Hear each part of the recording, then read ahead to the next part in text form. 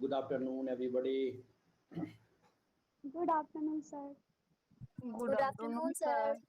Very, very good afternoon. Good afternoon, sir. Good afternoon, sir. Krishna Sahu.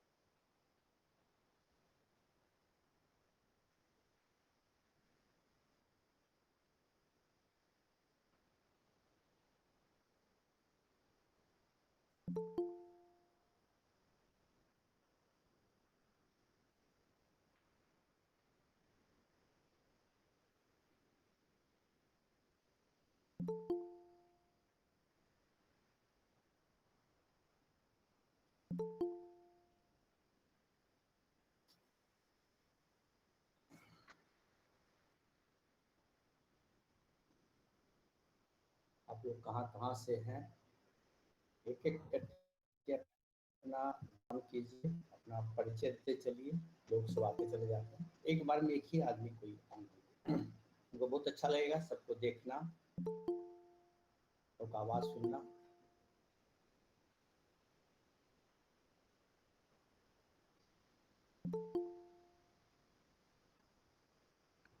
Good afternoon, sir. Very good afternoon Sonali. कहाँ से हो तुम सोनाली? कौन college? BRB College, Samastipur. BRB college, very good. Yes.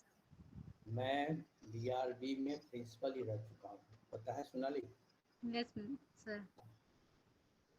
आप principal भी कुछ दिन थे और बॉटनी में टीचर भी वहाँ थे। No, sir. एक एक करके लोग अपना माइक ऑन कीजिए। हम लोग इंटरैक्टिव क्लास करेंगे। Good afternoon, sir. Good afternoon. Good afternoon, sir. अपना परिचय देते जाओ तुम लोग एक एक करके। Naam, sir. Good afternoon, sir. My name is Krishna Rao. आप Krishna Sahu, from where are you? My college is JK College, Birol. JK college Bijaul, nice. Good afternoon, sir. Good afternoon. My name is Akshay Kumar Jha from MLSM College. Okay. Good afternoon, sir. Yes, From MKS Trimohan Chandana. good. Good. Good afternoon, sir. My Good name is afternoon, Mohammad sir. Kiam. I am from PDG College, Andhra Thadi. Qutub, आप कहाँ से हैं? Good afternoon, sir. I am Mohammad Kutubuddin Rafiq. GD college Begusarai. MRJT College, Begusrai, Physics Honors.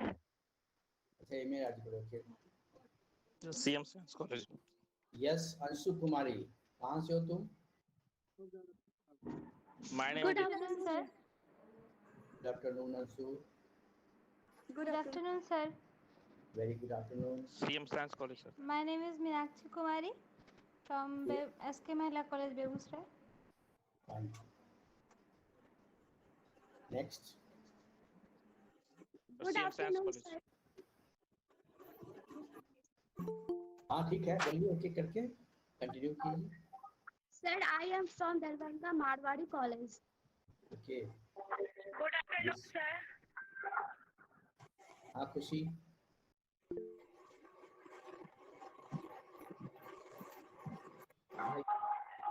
I am Itna Mahila College. Okay. Good afternoon, sir. Commerce Mahavidyalaya Darbhanga. Okay fine.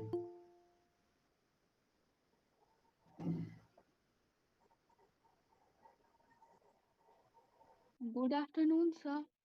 Very good afternoon. MRZD College, Jalan Begusarai. College Darbhanga. Chandni कहाँ से तुम हो? MRZD College, Begusarai, sir. Begusarai के।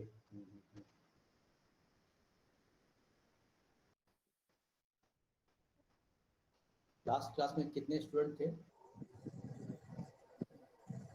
27 plus तो sir 27 97 plus 97। आप लोग को SMS मिला था यूट्यूब लाइव के बारे में आज? यस सर SMS आया था। मिला था। सर अभी भी नोटिफिकेशन आया सर अभी यूट्यूब का। आज हमने सारे स्टूडेंट को, जो रजिस्टर्ड स्टूडेंट हैं 6000 समथिंग थे, सबको हमने एक एसएमएस भेजा था। Hello sir. Good afternoon. Good afternoon sir. Very good afternoon. Good afternoon sir. Good afternoon. Shyam तुम कहाँ से हो? College Darbhanga sir. MLS और अनामिका? RN कॉलेज पंडौल से। Good afternoon sir. ये college sir. KD college. Good afternoon sir. Very good afternoon. My name is Neha Raj. Neha Raj कहाँ से हो? Sir rural institute Biraul. Oh Biraul Samastipur. आया। क्या नाम है? क्या नाम है तुम्हारा? खुशबू कुमारी, sir. खुशबू तुमसे एक दो चीज पता करना था। सब लोग अपना माइक्रोफोन ऑफ कीजिए। Good morning sir. Biraul college में टोटल स्टूडेंट कितने होंगे? बिरौली कॉलेज में बहुत सारे स्टूडेंट हैं। बॉटनी ऑनर्स में। हाँ बॉटनी ऑनर्स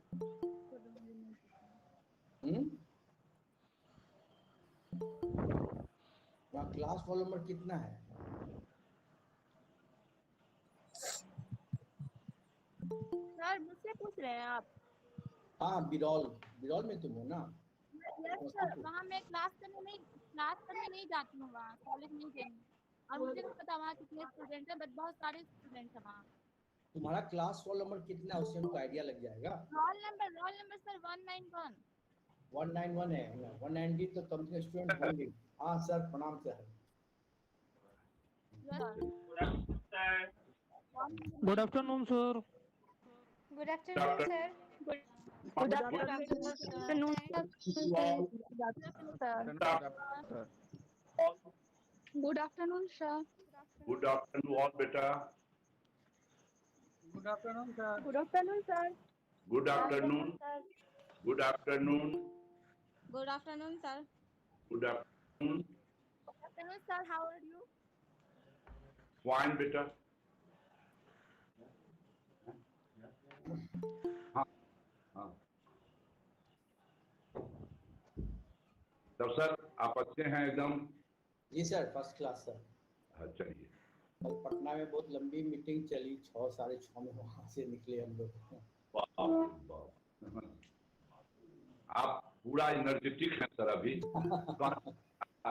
विश्वविद्यालय को खलेगा 22 जनवरी के बाद। देखिए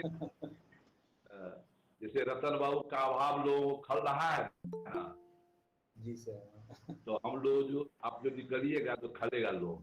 कई आपके वर्किंग कल्चर में क्या था कि ज्यादा बोलना, केवल काम करना था। काम करना। जी अभी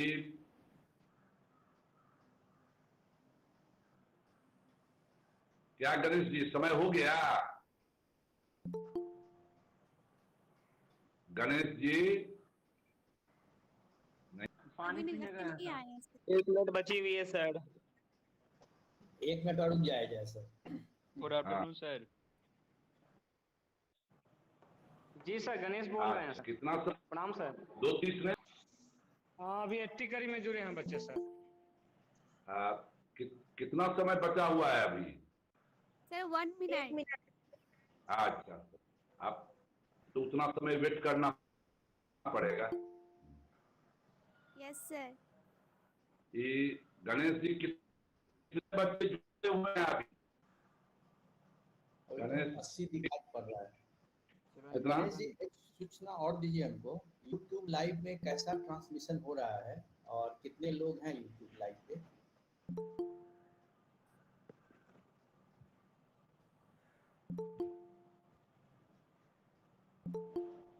आज सुबह में हमने क्या किया सर?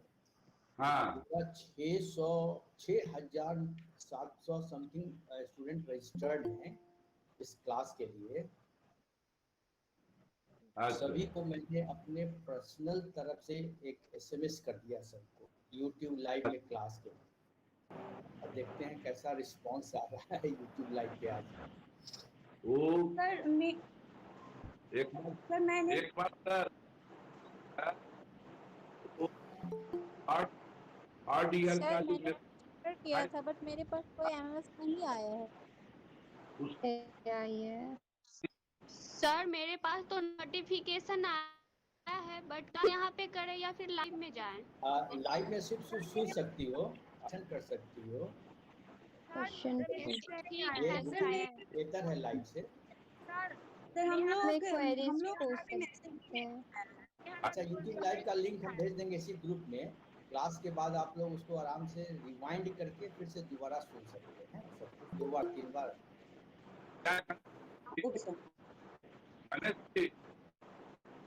जी सर, शुरू किया जाए सर।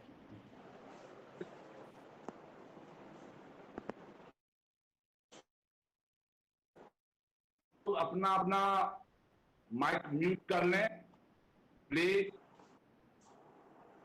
अभी भी आवाज आ रही है? हाँ।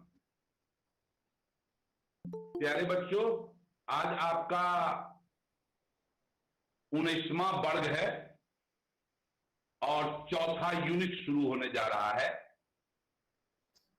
आपका टॉपिक है social issues and the environment, climate change, global warming and ozone layer depletion.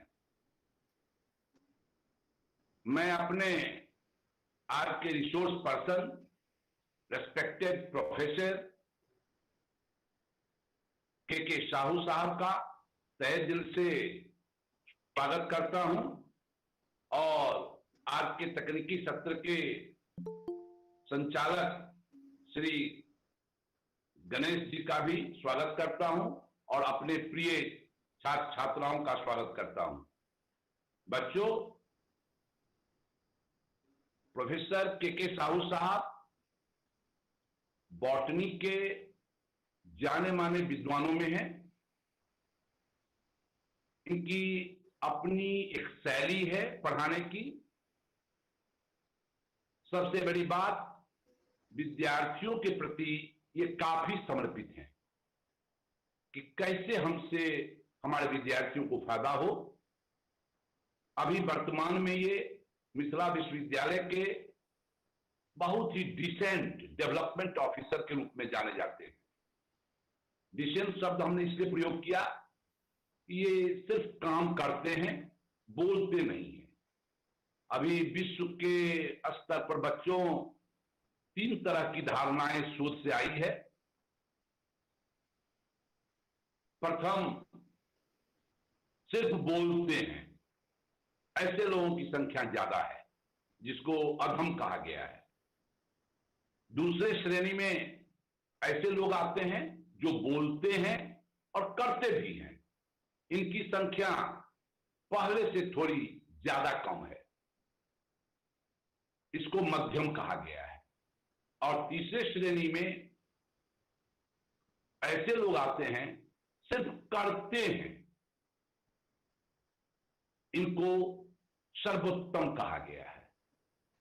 और हमारे लिहाज से आपके सामने जो आज रिसोर्स पर्सन है वो इसी तीसरे श्रेणी में आते हैं, सर्वोत्तम श्रेणी में आते हैं कि सिर्फ ये करते हैं। तो ऐसे करने वाले डिसेंट डेवलपमेंट ऑफिसर प्रोफेसर के साहू से मैं अनुरोध करता हूं कि वो अपना वर्ग प्रारंभ करें। आदरणीय गोपी बाबू, हमारे प्रिय छात्रगण जो मिथिला विश्वविद्यालय के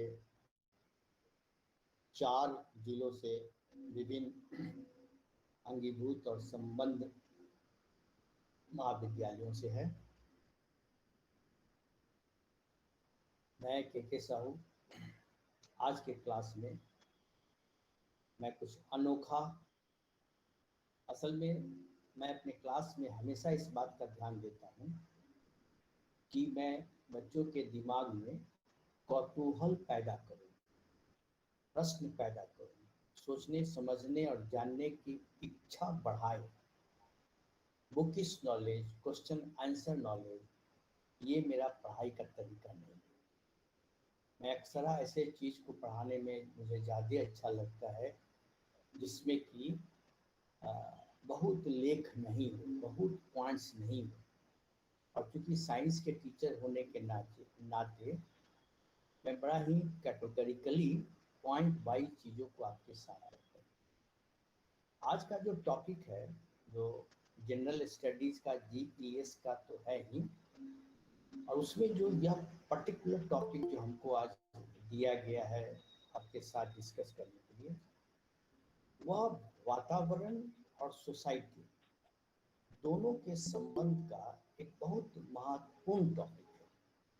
और आप जिस वातावरण में हैं, जिस इन्वायरमेंट में है, वह इन्वायरमेंट में कई तरह के फैक्टर्स उसको प्रभावित करते हैं, उसको असर करते हैं, उसमें कई तरह के चेंजेस करने का कोशिश करते हैं। उस कारक को हम देखेंगे और हमारा role as a social responsibility, individual, एक प्रत्येक व्यक्ति का रोल, इस वातावरण में कैसे मेरा रोल अच्छा हो, जो हमारा और एनवायरनमेंट का, वातावरण का संबंध सस्टेनेबल हो, अच्छा हो और दोनों को फायदे के लिए। मैं पूरा फोकस आज यही करना चाहता हूँ और टॉपिक भी यही है हमारा, social issues and the environment, climate change, global warming, ozone layer depletion. हम आज 3 विशेष शब्दों को, क्लाइमेट चेंज को, ग्लोबल वार्मिंग को और ओजोन लेयर, साइंटिफिक पहलू को देखेंगे, साइंटिफिक नजरिया से देखेंगे। हमारे पास जो आप लोग जितने छात्र हैं, जो 4 डिस्ट्रिक्ट से आए हुए हैं, वो सारे स्ट्रीम से हैं, साइंस से भी हैं, ह्यूमैनिटी से भी हैं, सोशल साइंस से भी हैं, प्योर वो लिटरेचर से भी हैं, संस्कृत से भी हैं। और उनको हम इस इम्पॉर्टेंट टॉपिक को जनरल स्टडीज में, GES में, जो सबको पढ़ना चाहिए, यह एक टॉपिक दिया गया। तो मैं इस साधारण शब्दों में आपके सामने रखूंगा और मुझे पूरा उम्मीद है कि आप इससे लाभान्वित होंगे और आप में एक कौतूहलता जो जरूर आएगा। निश्चित रूप से आपको खोजने, समझने और आसपास देखने का नजरिया बदलेगा, यह मुझे पूरा विश्वास है। आइए पहले एक प्रश्न आपसे पूछते हैं, क्या आप लोग रात में तारे देखे हैं? Yes, sir. Yes, sir. Yes, sir. बादल जब लगा रहता है तो तारे दिखाई नहीं पड़ते हैं? No, sir. No, sir. दिन में तारे नहीं दिखाई पड़ते हैं, चाहे बादल साफ हो या आसमान हो? No, sir. No, sir. और No, sir. रात में भी No, तारे sir. कभी, रात में भी अगर आप तारा देखने का कोशिश करें और बादल नहीं हो तो तारा देखें। और जिस वक्त अगर लाइट एकाएक कट जाए या अमावस्या हो, चांद नहीं, आसमान में किसी तरह का डिस्टर्ब हो, न चांद हो, न आसपास में कोई बिजली हो और आसमान बिल्कुल साफ हो, आसमान को अगर आप रोज देखते होइएगा जिसमें बादल नहीं रहता है, तो खुद आप महसूस करते होंगे कभी आसमान एकदम साफ दिखाई पड़ता है और कभी कभी हमारे उपयोग के समान होने के कारण, स्मॉग के कारण, स्मॉग क्या होता है थोड़ा चर्चा करेंगे, धुंधलापन हो जाता है आसमान और तारे नहीं दिखते। अगर आप खूब दिल करते हुए बहुत तारे के समूह अगर एक बार में देखते हैं तो आप समझ सकते हैं कि हमारा आसमान वातावरण बहुत साफ है, बहुत साफ सुथरा है। और आप कोशिश करें रात को जब आसमान साफ हो तो जहाँ भी हो आप तारे देखने का कोशिश कीजिए, तो आप देख पाएंगे कि पृथ्वी से बाहर, पृथ्वी के ऊपर, ये तो ऊपर नीचे करना मुश्किल है, पृथ्वी तो पूरा गोल होता है और चारों तरफ हमारे पास रहते हैं तारे। आप अगर दिन में हो, रात में हो, सुबह में हो, शाम में हो, या जाड़ा में हो या गर्मी में हो, सूरज के चारों चक्कर लगा रहे हो, समूह है तारों का। और यह हमारा इस पे हम कहते हैं, इसके ऊपर एक एटमॉस्फेयर है। एटमॉस्फेयर का वातावरण है और एटमॉस्फेयर गैसेस का है, हवाओं के है, जिसमें मुख्य रूप से नाइट्रोजन है और ऑक्सीजन है, कुछ कार्बन डाइऑक्साइड है, कुछ अदर गैसेज है। यह एक लेयर हमारे पृथ्वी के चारों ओर लगा हुआ है। के ऊपर जो एटमॉस्फेयर है, जो हवा का एक परत है, वह एक पृथ्वी को या ब्लैंकेट जो है वो ब्लैंकेट जैसा घेरे हुए है। और इस पृथ्वी की सुरक्षा में हमारे इस वातावरण का, एटमॉस्फेयर का एक बहुत बड़ा रोल है। आप सभी जानते हैं कि यह सजीव सिर्फ पृथ्वी पर है, दूसरे कोई भी प्लानेट पर अभी तक वैज्ञानिकों ने नहीं पता किया है कि सजीव कहीं और है। इस प्लानेट हुआ है आइस एज का। आइस एज किसी को पता है? आप लोग बहुत अच्छे अच्छे विद्यार्थी हैं, साइंस के विद्यार्थी हैं, बॉटनी के भी विद्यार्थी हैं। किसी को आइस एज के बारे में पता है?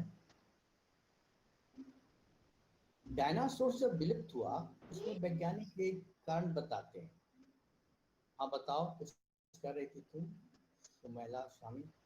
आइस एज के बारे में पता है? नो सर, बता दीजिए। Very good. Ice is also called glacial age होता है। हाँ? Glacial age। ग्लेशियर। हाँ बता देते, बता देते। अभी हम कुछ एग्जाम्पल के साथ देखेंगे, चार्ट पे देखेंगे। तो पृथ्वी में गर्म होना, ठंडा होना एक प्राकृतिक क्रिया है। रेगुलर वे में पृथ्वी गर्म और ठंडक होती रहती है। अब तक ठंडक, कभी कभी इतना ठंडक पृथ्वी हो जाती है, इतनी ठंडक हो जाती है कि पूरा पृथ्वी बर्फ से ढक जाता है। अब उस पृथ्वी पर बर्फ से ढक जाना, वह या कुछ सालों तक, बहुत सालों तक रह जाता है, तो वह पीरियड कहलाता है आइस एज।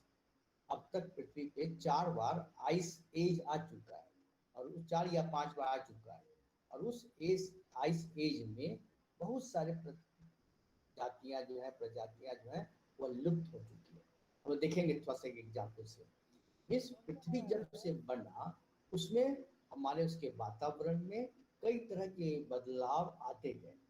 मुख्य रूप से बदलाव तापक्रम को हम लोग केंद्रित करते हैं। तापक्रम क्या था, हवा का प्रतिशत कैसा था, बारिश क्या होती है, एक महत्वपूर्ण बात है। और यह चीज अगर आप समझ में आ गया कि पृथ्वी पर जब बना, जो आग के गोला था शुरू में, और धीमे धीमे ठंडा होने के बाद तरह तरह के परिवर्तन होता गया, और परिवर्तन होते होते होते होते जीव सजीव और वातावरण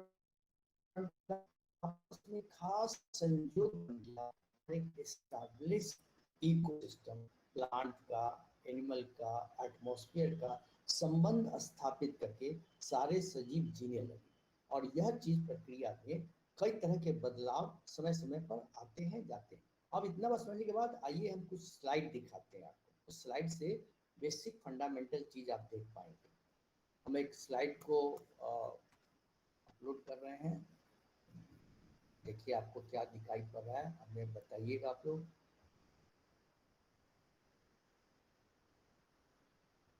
okay sir.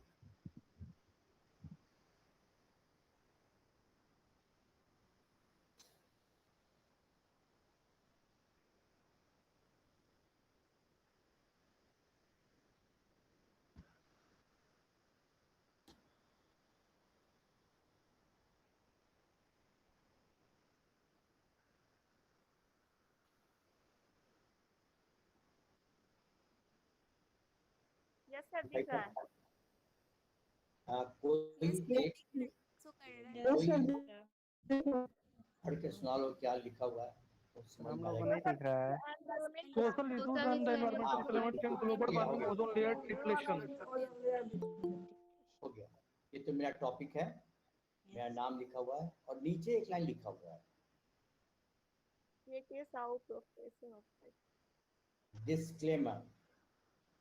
Photos and some text. Photos and some text obtained from public domain of the internet and duly acknowledged. हम कुछ आप लोग के समक्ष ये बातें रख रहे हैं, इसका मीनिंग ये है कि हमने जो यह टेक्स्ट राइटिंग किया है, लिखा है, अपनी भाषा तो लिखा ही है, अपना फोटो तो डाला ही है, कुछ इंटरनेट से भी दूसरे ऑथर का भी डाटा लिया है। जब कभी भी कोई आप पेपर लिखते हैं, रिसर्च आर्टिकल लिखते हैं या बुक लिखते हैं और इंटरनेट के डाटा किसी दूसरे का डाटा लेते हैं, तो उसके बारे में एक्नॉलेज किया जाता है, कह दिया जाता है कि हमने यहाँ से लिया हुआ। इसलिए पहले ही हम डिक्लेयर कर दिए कि कुछ टेक्स्ट ये हमारे वहाँ लिए गए। आइए शुरुआत करते हैं कि हम लोग जो अभी क्लास कर रहे हैं उसमें हम इस 4 पॉइंट पर डिस्कशन करेंगे। पहला पॉइंट हमारा होगा कि क्लाइमेट चेंज का मतलब क्या है, क्लाइमेट चेंज से हम समझते क्या है। दूसरा है मेरा global warming and green house effect के बारे में जानेंगे। तीसरा बात हम लोग देखेंगे ओजोन लेयर डिप्लीशन, और चौथा और महत्वपूर्ण बात हम देखेंगे आवर रिस्पॉन्सिबिलिटी, हमारा कर्तव्य क्या है ऐसे इन्वायरमेंट के लिए। उस पॉइंट को हम लोग देखेंगे नहीं। पहले हम लोग चीज देखें कि क्लाइमेट चेंज का मतलब क्या होता है। क्लाइमेट चेंज हम कहते किसके हैं। अब क्लाइमेट चेंज के पहले क्लाइमेट को देखें, तब क्लाइमेट चेंज समझेंगे। हिंदी में क्लाइमेट को क्या कहते हैं? जलवायु। जलवायु। Very good. और हमारे पास एक शब्द और है मौसम, वेदर।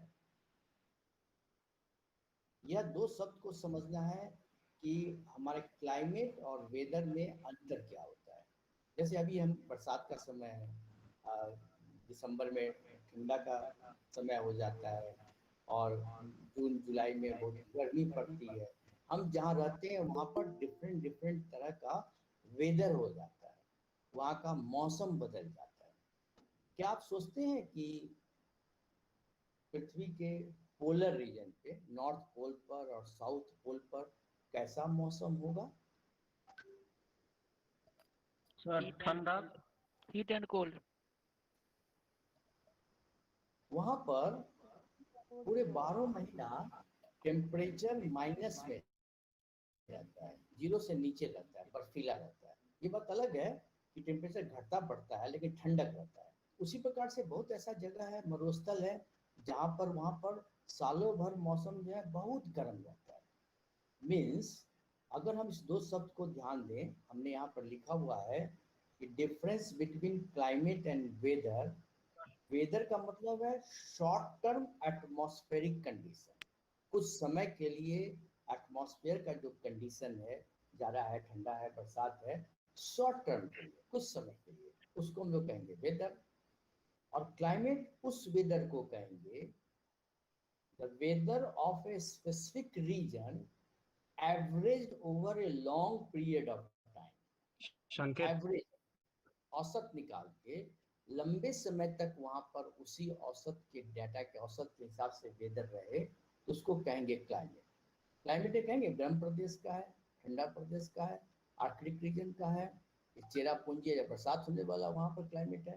तो क्लाइमेट का मतलब है कि weather of specific region average over a long period of time, लंबे समय तक जो एवरेज वो मेंटेन रहे, जो वह कई सालों तक, वह वहाँ का क्लाइमेट कहलाता है। क्लाइमेट चेंज का मतलब समझिए, हम लोग अभी पढ़ने जा रहे हैं टॉपिक क्लाइमेट चेंज।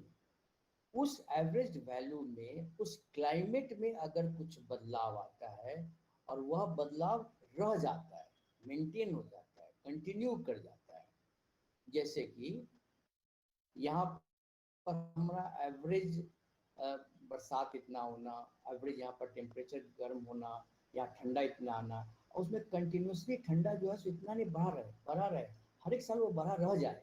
बरसात जो है हमेशा जो अभी हो रहा है उससे कुछ ज़्यादा लगातार होता रहे 10 साल तक, 15 साल तक, तो हम कहेंगे कि पिछले 10 साल से और अभी में बरसात यहाँ ज़्यादा होने लगा है, या गर्मी यहाँ पर कम होने लगी है जो आज से 10 साल पहले रहता था। तो वह हमारे पास वेदर का चेंजेस परमानेंटली कुछ कंटिन्यूड हो जाए, रह जाए, तो हम कहेंगे क्लाइमेट चेंज। और हमने अभी बताया कि आइस एज, बर्फीला एज जो होता है वह क्लाइमेट चेंज का भी तो एक नमूना है। वह जब क्लाइमेट चेंज हुआ, ठंडा प्रदेश में ऐसा रहा, कई सैकड़ों साल तक वो वहाँ पर ठंडा रहा, फिर धीमे धीमे नॉर्मल हुआ। तो क्लाइमेट चेंज हमारे पास long term change in climate is called the climate change. अभी हम लोग और थोड़ा डिटेल देखेंगे थोड़ा सा दूसरा स्लाइड में। यह फंडामेंटल चीज समझने के बाद अब आइए देखें एक इम्पॉर्टेंट चीज। अगर हम पूरे पृथ्वी को एक साथ देखें, पृथ्वी तो पूरा गोल है, बॉल जैसा है, राइट, लेकिन यहाँ पर पूरे पृथ्वी को दिखाने के लिए फ्लैट किया गया है। समझ में आ रहा है? ग्लोब तो आप लोग देखे होंगे, घर में जो ग्लोब रखा जाता है स्कूल कॉलेज में, गोल ग्लोब, उसमें बताया जाता है कि यहाँ भारत है, यहाँ श्रीलंका, यहाँ अमेरिका, यहाँ जापान है। उस ग्लोब पर जो लगा हुआ है पेपर, उस पेपर को निकाल के अगर आप अपने टेबल पर रख दें तो ऐसा ही चित्र दिखाई पड़ेगा जो आपके सामने स्क्रीन पर दिखाई पड़ रहा है। यह पूरा पृथ्वी पर लोग जहाँ जहाँ रहते हैं जिस कंट्री में, उसका पूरा यह एक छोटा सा एक चित्र के द्वारा दिखाया गया है पूरे पृथ्वी का। ऊपर की तरफ नॉर्थ पोल है और नीचे की तरफ साउथ पोल है। यहाँ पर ध्यान दें, भारत कहाँ पर है? आपको दिखाई पड़ रहा है भारत, इंडिया। कोई एक आदमी यस नो बोल दे। Yes sir. Yes sir.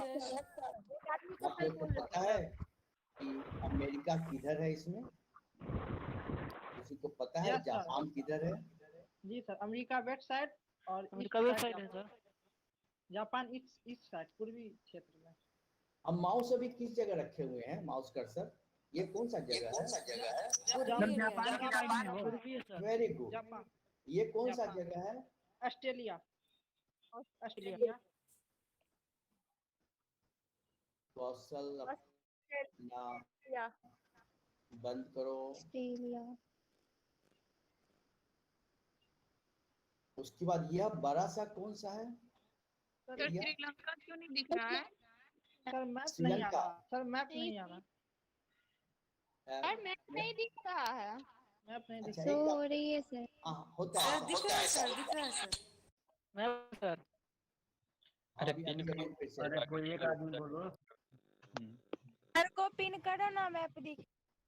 अब फिर से दोबारा हम कर रहे हैं। वो अक्सर कोई बीच में कोई कर देता है ना, तो ये ओवरलैप हो जाता है।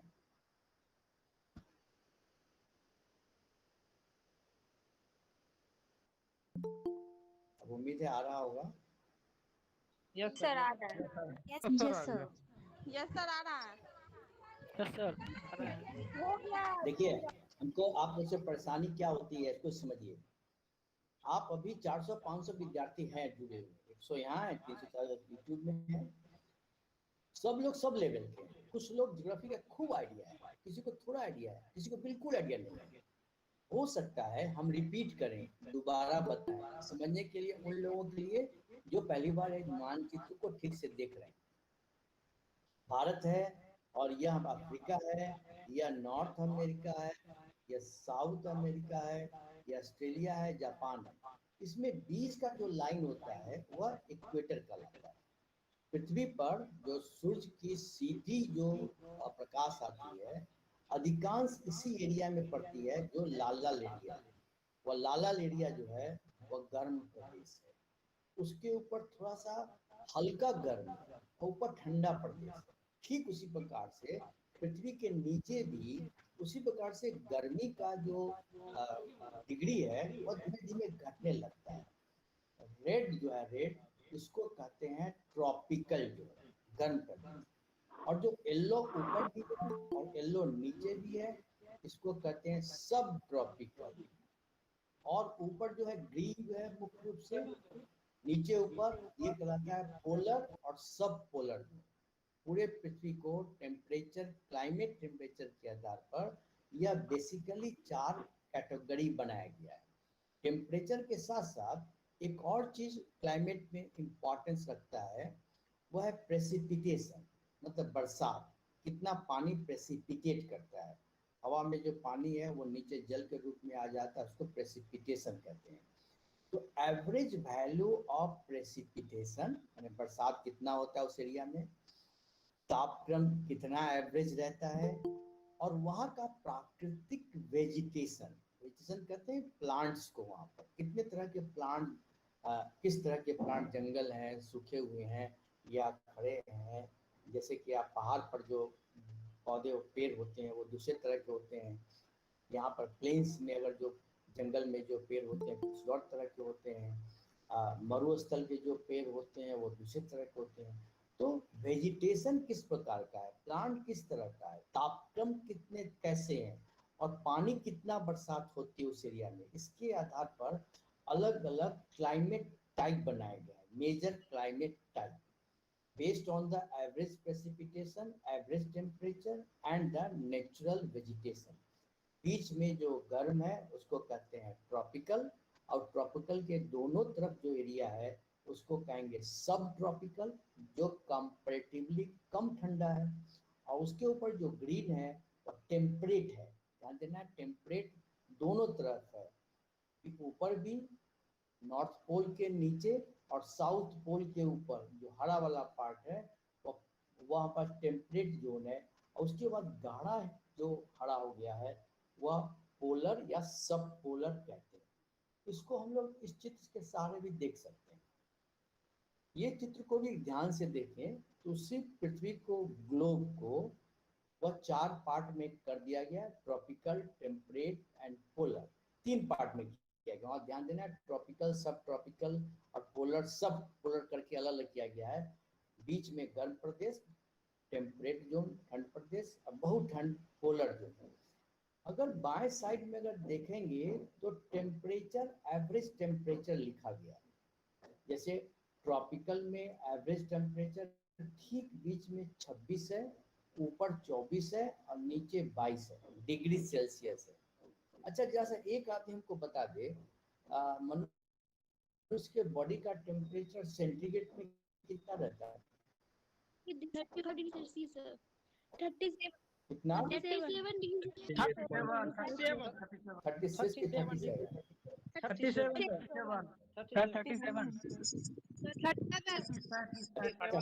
फ़ारेनहाइट में कितना होता है?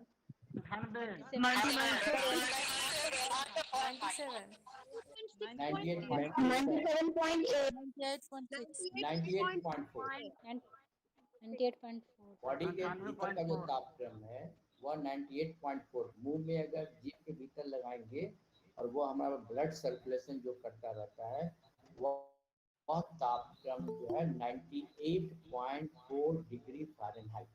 अब अपने बॉडी के टेम्परेचर से कंपेयर करें कि अगर हम अपने बॉडी टेम्परेचर से कम जाएंगे तो ठंडा लगेगा, अब बॉडी टेम्परेचर से ऊपर जाएंगे तो गर्म लगेगा।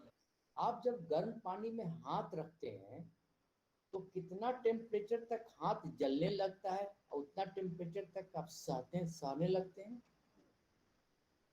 अगर आप गर्म पानी से नहाने जा रहे हैं ना, बहुत गर्म है, ये ठीक है, इतना में नहा लेंगे, थोड़ा गर्म पानी और डालो, तो कौन सा तापक्रम पे आप बर्दाश्त नहीं करते हैं, हटा लेते हैं हाथ, और सब तापक्रम को सह लेते हैं? सर 100 से अधिक हो तो नहीं सह सकते, लेकिन उससे कम हो, -40 से ऊपर 40 तक तो ठीक है। अब 40 डिग्री सेंटीग्रेड में नहा लेंगे तो गर्म नहीं होगा। 50 से जब अबव जाएगा, 50 डिग्री सेंटीग्रेड से पानी अगर गर्म है तो हाथ रखने में मुश्किल होगा। बचपन में आपको गर्म बहुत हो जाएगा, नहीं रह पाएंगे, और 40 में गर्म रहेगा, लेकिन क्या से नहा सकते हैं, ऐसा बात ही नहीं है। और 37 तक नॉर्मल लगेगा, 37 बहुत अच्छा लगेगा, 27 25 बहुत अच्छा लगेगा। ठीक उसी प्रकार से जब ठंडा जाएंगे जब, तो 0 डिग्री सेंटीग्रेड पर जहाँ बर्फ जमना शुरू होता है और उस बर्फ जमे हुए चीज को और ठंडा कर देंगे तो -5 -10 -20 तक जा सकता है। यहाँ पर कोई एक स्टूडेंट जब पढ़ के बताए नॉर्थ पोल का टेम्परेचर क्या है? -23 डिग्री सेल्सियस। Very good. और साउथ पोल का? -33 डिग्री सेल्सियस। गुड। और हम लोग जिस एरिया में रहते हैं उसका एवरेज वैल्यू कितना है टेम्परेचर का? +26 डिग्री +26 डिग्री सेल्सियस। बीचों बीच में 24 डिग्री सेल्सियस। थोड़ा ऊपर घटा हुआ है, नीचे घटा हुआ है। और रेड जो है वह कहलाता है ट्रॉपिकल जोन। और टेम्परेट जहाँ पर खास करके यूरोपियन कंट्रीज है, खास करके जो इंग्लैंड है या नीचे की तरफ ऑस्ट्रेलिया है, और टेम्परेट जोन में वहाँ पर टेम्परेचर जो है 22 डिग्री से नीचे है, ठंड प्रदेश है। तो ब्रॉडली हम अर्थ को क्लाइमेट के आधार पर यह जोन निर्धारित कर दिया। इस जोन के आधार पर जो स्टैंडर्ड एवरेज वैल्यू है टेम्परेचर का, यह हमारे उस एरिया का क्लाइमेटिक कंडीशन है, क्लाइमेट है वहाँ पर। अब एजा सब आगे बढ़े। पोलर जोन में आते हैं सर। हाँ, कुछ प्रश्न है क्या? जी जी सर। पोलर जोन कितने आते हैं हाँ? सर एक एक करके पूछिए। सर नॉर्थ पोल पर -23 डिग्री सेल्सियस है, जबकि साउथ पोल पर -33 डिग्री सेल्सियस। ऐसा क्यों? जबकि दोनों पर सूर्य की किरणें लगभग ना के बराबर पहुंचती है। इसके बहुत सारे कारण हैं। पहला कारण तो ये समझिए कि हमारा पृथ्वी जो है सब बिल्कुल सीधे अक्ष पे नहीं है, टिल्टेड है। और सूर्य के चारों ओर वह टिल्टेड अवस्था में ही जाता है और इक्वल सनलाइट हमेशा पड़ता है। लेकिन साउथ पोल में वेजिटेशन, लैंड नॉर्थ पोल की अपेक्षा कम है। अगर आप देखेंगे नॉर्थ पोल पे जो लैंड है वो ज़्यादा लैंड है, और साउथ पोल में लैंड कम है कंपैरेटिवली, पानी ज़्यादा है। यह एक कारण वहाँ पर ये हो सकता है, नॉर्थ पोल में साउथ पोल में टेम्परेचर का अंतर है ज़्यादा। और कुछ प्रश्न है? No sir. क्लियर हुआ? Yes sir, yes sir. ठीक है, वेरी गुड। अब भाई देखिए ग्लोबल एवरेज टेम्परेचर क्या होता है पृथ्वी का। हम लोग अक्सर आप लोग सुनते होंगे कि पृथ्वी का तापक्रम जो है ग्लोबल वार्मिंग के कारण बढ़ रहा है। तो बढ़ रहा है नॉर्थ पोल पर, साउथ पोल पर, टेम्परेट में या ट्रॉपिकल एरिया में। कहाँ बढ़ रहा है? सिर्फ दरभंगा में बढ़ रहा है, पटना में नहीं बढ़ रहा है। अक्सर हम देखते हैं कि इस बार गर्मी बहुत ज़्यादा पड़ा, पिछली बार गर्मी कम पड़ा था, फिर ठंडा ज़्यादा पड़ा था। जून के समय में यहाँ बरसात इतना होता था, इस बार ज़्यादा हुआ। ये बड़ा फ्लक्चुएटिंग है टेम्परेचर को बनाना, समझना। हम लोग क्या करते हैं, 5 साल का एवरेज वैल्यू लेते हैं। हर एक 5 साल में मिनिमम मैक्सिमम टेम्परेचर कितना गया उसका एक राउंड फिगर लेते हैं और तब बताते हैं यहाँ पर गर्मी में नॉर्मल इतना है, उससे अगर ज़्यादा होगा तो ज़्यादा गर्मी पड़ा और कम हुआ तो कम पड़ा। अक्सर आप लोग देखते होंगे अखबार में एक न्यूज़, पिछले 12 साल का टेम्परेचर यहाँ रिकॉर्ड हो गया। बरसात में पिछले 15 साल का रिकॉर्ड दरभंगा में बढ़ गया। 15 साल में उस पर्टिकुलर डेट में उतना पहले पानी नहीं पड़ा था। और यह चीज़ जो है एवरेज वैल्यू निकाल के हम लोग कॉमन फेनोमेनन लगाते हैं। अगर आप ग्राफ को ठीक से देखें तो कोई एक स्टूडेंट बता दे कि यह ग्राफ कितने साल से कितने साल के बीच में ड्रॉ किया गया। 1880 से 2000। ये टेम्परेचर का चार्ट है और वह एनुअल मीन ऑफ अर्थ है। एनुअल मीन ऑफ अर्थ का डिफरेंशियल है। गौर से देखेंगे तो बाएं साइड में जो वाई एक्सिस कहलाता है, वह वाई एक्सिस का वैल्यू जो है वो कितना है, नहीं है 20 degree centigrade, 25 degree centigrade, 10 centigrade, ऐसा नहीं है। ये कुछ अलग तरह का वो लिखा हुआ है। कितना लिखा हुआ है, तो पढ़े 0.4, 0.2, 0, 0.2, 0.4, 0.6 और उस पे ये डाटा है क्या, temperature versus base line in degree centigrade. Yes sir. Average अभी समझा रहे हैं, एवरेज वैल्यू जो है हमारा पर्टिकुलर अर्थ का, पृथ्वी का, नहीं दरभंगा का, नहीं हमारे पास पोलर रीजन का, नहीं हमारे पास अमेरिका का, ये पूरे ओवरऑल पृथ्वी का जो एवरेज टेम्परेचर है सब जगह से अर्थ सरफेस पर पोलर पर लेके टेम्परेचर को गणना करके निकाल लेते हैं और सब देते हैं उतनी संख्या से, एक एवरेज वैल्यू आता है। वह हम मान लिए हैं कि हमारे पास 1880 में बेसलाइन टेम्परेचर कुछ रहा होगा। जैसे यहाँ पे एक एग्जाम्पल लिखा गया है कि 14 degree centigrade is the base line temperature. Sir ये बेस लाइन, यह दुनिया कंपैरेटिव की दुनिया है, मीन्स किसी से तुलनात्मक बात करके हम करते हैं। जैसे हम कहते हैं 0 डिग्री सेंटीग्रेड, यह एक हमें आंकड़ा कर दिया 0, वह 0 क्या सिंबल करता है, वह सिंबल करता है पानी तापमान पर ठंडा जम जाता है, उसी से हम कैलकुलेट करते हैं। वो 0 है, ये गर्म है, ये गर्म है, पानी जो उबल गया तो 100 डिग्री सेंटीग्रेड। तो हम जब टेम्परेचर को जो मापते हैं तो किसी न किसी के कंपैरेटिव स्टडी से करते हैं। पृथ्वी जब से बना तब से टेम्परेचर में बहुत फ्लक्चुएशन है, तो हम क्या करें, किस टेम्परेचर को हम माने, एक ऐसा लाइन जिससे हम कंपेयर करें कि बढ़ रहा है कि घट रहा है कि जा रहा है। पृथ्वी में कब से बहुत बदलाव आया हुआ है, तो हम लोग पृथ्वी के कुछ ऐसे जगह पर जहाँ पर सब चीज़ ठीक ठाक चल रहा है, अच्छा से चल रहा था, उस टेम्परेचर को, एवरेज टेम्परेचर को हम लोग मान लिया कि वह base temperature, base line temperature, और वह 14 डिग्री सेंटीग्रेड।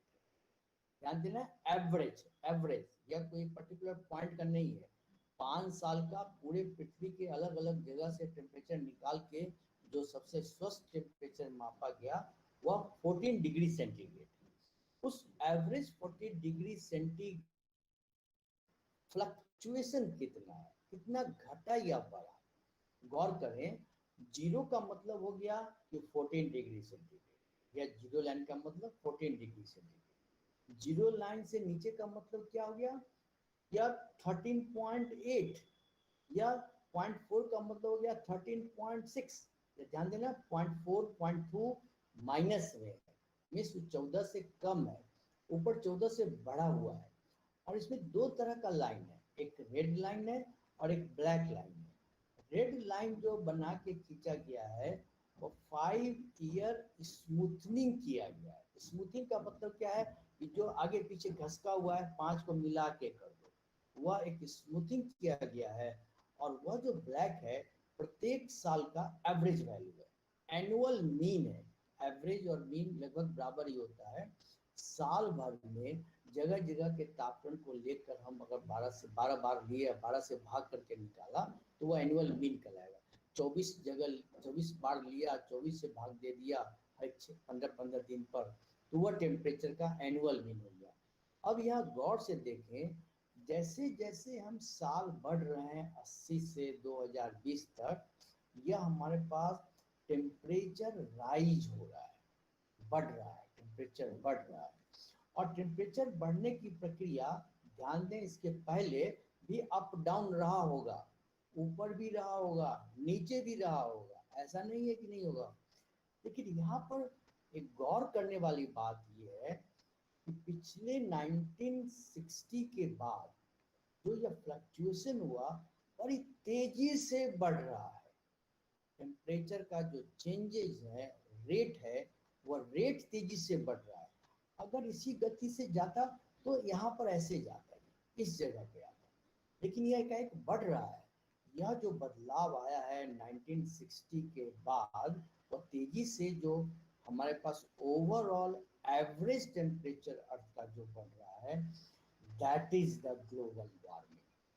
पृथ्वी पे एवरेज टेम्परेचर पिछले कुछ सालों से, खास करके 1960s के बाद जो एकाएक बढ़ रहा है, यह नॉर्मल नहीं है, प्राकृतिक नहीं है। जो पृथ्वी का जो नेचर है उससे वह डिफरेंट है ये, और यह एक हमारे पास खतरनाक चीज है। गौर से देखेंगे तो यहाँ से यहाँ तक टेम्परेचर जो है सिर्फ 1 डिग्री सेंटीग्रेड का अंतर, सिर्फ 1 डिग्री सेंटीग्रेड। अगर हम 38 और 39 करते हैं टेम्परेचर, बहुत कम है, नहीं के बराबर है। लेकिन ओवरऑल पृथ्वी का यह जो एवरेज वैल्यू है यह बहुत असरदार है, बहुत असरदार है। और यह असरदार कैसा है कि हम वातावरण में इसका असर अब देखना शुरू कर दिए हैं। तो आगे देखेंगे इसका टेम्परेचर के बढ़ने से कैसे कैसे हमारे पास असर हुए हैं हमारे चारों ओर वातावरण को, वह देखेंगे। अब आइए, ऐसा कुछ टेक्स्ट है, उस टेक्स्ट को हम अभी जल्दी जल्दी बता देते हैं। ये आपको स्लाइड हम दे देंगे, आपको पोस्ट कर देंगे, इसमें आप आराम से स्लाइड को आप लोग पढ़ के देखिएगा, समझिएगा। हम छोटे छोटे कुछ बात बता रहे हैं। इम्पैक्ट ऑफ ग्लोबल वार्मिंग, तो पूरे पृथ्वी पर जो गर्म हो रहा है, जो 1 डिग्री सेंटीग्रेड पिछले 20-30-40 साल से एकाएक जो बढ़ा है, उसका असर क्या क्या हम देख पा रहे हैं। पहला है राइजिंग सी लेवल, समुंदर का जो तल है वह हमारे पास बढ़ा है। कितना बढ़ा है? 1880 से 1880 से जो टेम्परेचर दिखा गया है, और अब तक 23 सेंटीमीटर समुद्र तल बढ़ा है। प्रत्येक साल 3.2 mm, 3.2 mm, 1 सेंटीमीटर कितना होता है? इतना होता है। मिलीमीटर इतना होता है। ये इतना मिलीमीटर प्रत्येक साल 3.2 mm पूरे पृथ्वी का जो समुद्र है वह थोड़ा उसकी हाइट बढ़ेगी। सेकंड है श्रिंकिंग ग्लेशियर्स। ग्लेशियर्स किसी को पता है? Yes sir. थोड़ा सा कोई बता दीजिए हमको जल्दी से। हिमखंड का प्रभाव Glacier is like a cold. हाँ, Glacier is like a cold. Glacier like a cold. नहीं, वो अच्छा नहीं है।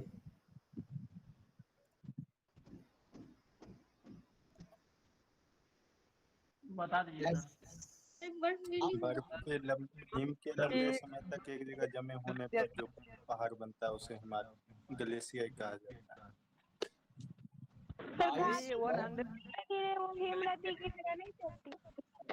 सर बर्फबारी के कारण थोड़ा चीज आप लोग पढ़े हैं, जाने हैं, एक दूसरे से थोड़ा सा ओवरलैप कर जाता है। जब बर्फबारी होती है तो वो नहीं है ग्लेशियर्स। हमारे पहाड़ पर जो बर्फ बहुत अटका हुआ है वो नहीं है ग्लेशियर्स। जो पानी में जो बर्फ का बड़ा बड़ा बर्फ जो तैरता रहता है वो नहीं है ग्लेशियर। ये सब अलग अलग टर्म है। बर्फ के अलग अलग रूप होते हैं। हमारे पास हिमालय में जो ऊपर बर्फ लगा हुआ है वह ग्लेशियर नहीं है। हमारे पास पोल पर जो बर्फ के चट्टान होते हैं बड़े बड़े, वह ग्लेशियर नहीं है। ठंड के समय में जब कोई ऐसा बर्फ रह गया जो पिघला नहीं और फिर से दोबारा बर्फ बनना शुरू हो गया, जैसे चट्टान बर्फ का रह गया और वह चट्टान पर फिर बर्फ बनने की क्रिया उसके ऊपर और लेयर लेयर बनता चला गया, तो वह कहलाता है ग्लेशियर। ग्लेशियर कर सकते हैं चट्टान, बर्फों का चट्टान जो बहुत पुराना समय से, वो बर्फों का चट्टान जो है वह जिस एरिया में फैला हुआ है वह उसकी एरिया धीमे धीमे श्रिंक करने लगे, छोटे होने लगे। और वह श्रिंकिंग ग्लेशियर्स एक बहुत महत्वपूर्ण चीज है। हिमालयन ग्लेशियर्स, हिमालय के पर्वत के नीचे जो ग्लेशियर्स का समूह है वह 500 मिलियन पीपल को पानी देता है, ड्रिंकिंग वाटर देता है। नदी में पानी पिघल के आता है। हमारे पास जो प्लेन्स है उसी ग्लेशियर्स के बह के आते हुए पानी हमको यूज होते हैं। और वह एरिया धीमे धीमे घटने लगा है। Himalayan glaciers 37 metres per year shrink कर रहा है, 37 मीटर एक साल में छोटा हो जा रहा है। उसके बाद हीट वेव्स को क्या कहते हैं हिंदी में? गर्म हवा। गर्म हवा, तो उसका एग्जैक्ट शाब्दिक अर्थ हुआ लू। जो गर्मी के दिनों में गर्म हवा बहती है, हवा में गर्मी आ जाए। हवा तो एक बैड कंडक्टर है, हवा गर्म ठंडा होना बहुत मुश्किल काम है, लेकिन वह हवा गर्म हवा एक प्रदेश से दूसरे प्रदेश में बह जाना, वह लू कहलाता है। उसके बाद मोर फ्रीक्वेंट स्टॉर्म्स, फ्लड्स, हरिकेन्स, ये सब चीज, फ्लड को होना, आंधी तूफान आना, हरिकेन्स कहते हैं जो बवंडर होते हैं वायु के, वह तो नेचुरल प्रोसेस है, आते हैं चले जाते हैं, लेकिन इसका फ्रीक्वेंसी बढ़ गया। पहले 2 साल 4 साल में एक बार आते थे हरिकेन्स, अब तो प्रत्येक साल आने लगा हुआ है, और कई तरह के हरिकेन्स रिपीटेडली आते हैं, और यह हमारे पास ग्लोबल वार्मिंग के कारण ये होता है। ठीक उसी प्रकार से सूखा, ड्रॉट एरिया, सूखा का जो है वो ग्लोबल वार्मिंग का भी एक असर है। उसके बाद इकोनॉमिकल कंसिक्वेंसेस, इकोनॉमिकल कंसिक्वेंसेस का मतलब है कि आर्थिक पर इसका असर, अर्थ पर, हमारे कंट्री की जो इकोनॉमी है, एग्रीकल्चर, इंडस्ट्री इत्यादि पर वो बेस है, हमारा इकोनॉमी बढ़ता है घटता है, तो ग्लोबल वार्मिंग के कारण हमारा इकोनॉमी में भी असर होता है, उसमें भी उसकी वृद्धि कम जाती है। और उसके बाद एक और लैटरल गड़बड़ी होती है, वह है conflicts and war. Different area में सबका रहन सहन, खान पान कुछ बदलने की प्रक्रिया हो जाती है, और लोग हमारे पास अच्छे खाना, अच्छे चीज़ को लिए एक दूसरे से लड़ाई झगड़ा करना, आपस में डिफरेंट सिचुएशन पैदा करना, ग्लोबल वार्मिंग के कारण। उसके बाद एक और इम्पोर्टेंट चीज़ है लॉस ऑफ बायोडाइवर्सिटी। आप लोग बायोडाइवर्सिटी जानते ही हैं, जैव विविधता, जो हमारे पास जितने भी लाइफ फॉर्म्स हैं, प्लांट्स और एनिमल में है, इतने वेरिएशन है, इतने तरह के प्लांट्स और एनिमल्स हैं, और सबके वातावरण में खास इम्पॉर्टेंट रोल है। बहुत सारी प्रजातियां हैं जो इंडेंजर्ड हैं, जो इस वातावरण में अब लुप्त होने की अवस्था में है। उसके 30% संभावना बढ़ गए हैं उसके जल्दी से लुप्त होने के लिए। थोड़ा सा टेम्परेचर अगर 1 डिग्री सेंटीग्रेड और बढ़ जाए तो 33% हमारे पास इंडेंजर्ड स्पेसीज हैं, वैसे प्रजातियां जो हैं उसके 30% लुप्त होने की संभावना है। और जो एक इम्पॉर्टेंट जो खराब असर है ग्लोबल वार्मिंग का है, वह है डिस्ट्रक्शन ऑफ इकोसिस्टम। इकोसिस्टम क्या होता है? एक खास प्रकार का सिस्टम जिसमें प्लांट्स, एनिमल्स और वातावरण आपस में एक व्यवस्था बना के, आदान प्रदान करके, एक दूसरे पर रिलेशनशिप बनाकर स्थिरता प्रदान करता है। Plants, animals, flora and fauna और एटमॉस्फेयर, एबायोटिक फैक्टर जिसमें गैस है, कई तरह के वाटर हैं, टेम्परेचर्स के एक खास एक समन्वय करके स्थिरता प्रदान करके जो स्थिति बनती है उसको इकोसिस्टम का। सिस्टम बहुत दिन के बाद होकर स्थिर होता है, और जब एक इकोसिस्टम स्थिर हो जाता है तो वह फॉरएवर हो जाता है, बहुत दिनों तक का उसमें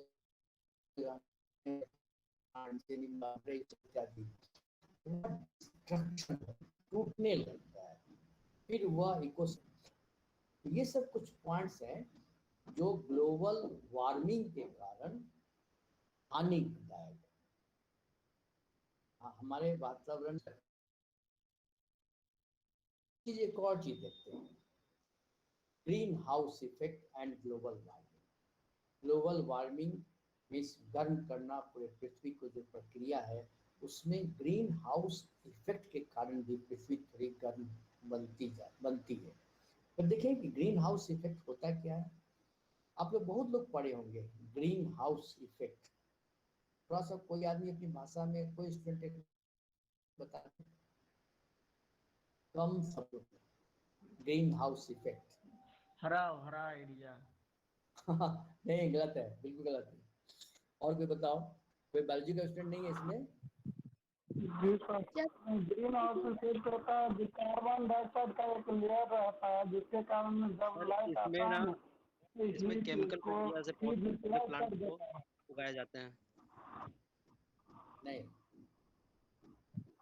पृथ्वी के वायुमंडल के द्वारा बहुत समय तक जिसमें सूर्य कार्बन की गर्मी डाइऑक्साइड को बनाया जाता आप किताबी बातें बहुत बोलते हैं, किताब में लिखे हुए चीज को अक्षरशः वो बोल देना चाहते हैं, उसकी अपना प्रेजेंटेशन नहीं, आपका अपना समझ नहीं डेवलप हो रहा है। हम थोड़ा सा हिंट देते हैं आपको, आप देखिए वो बना दिया,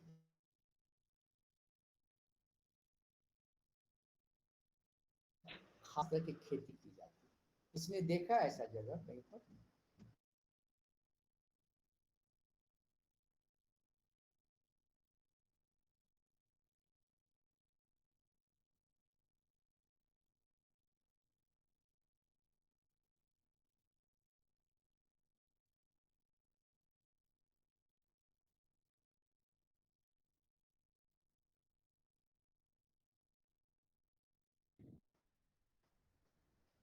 उस प्लास्टिक में कोई भी हीटर नहीं है, कोई भी चीज नहीं है ऐसा चीज जो कि गर्मी पैदा करता हो, लेकिन वो ज्यादा गर्म होता है बाहर के टेम्परेचर से।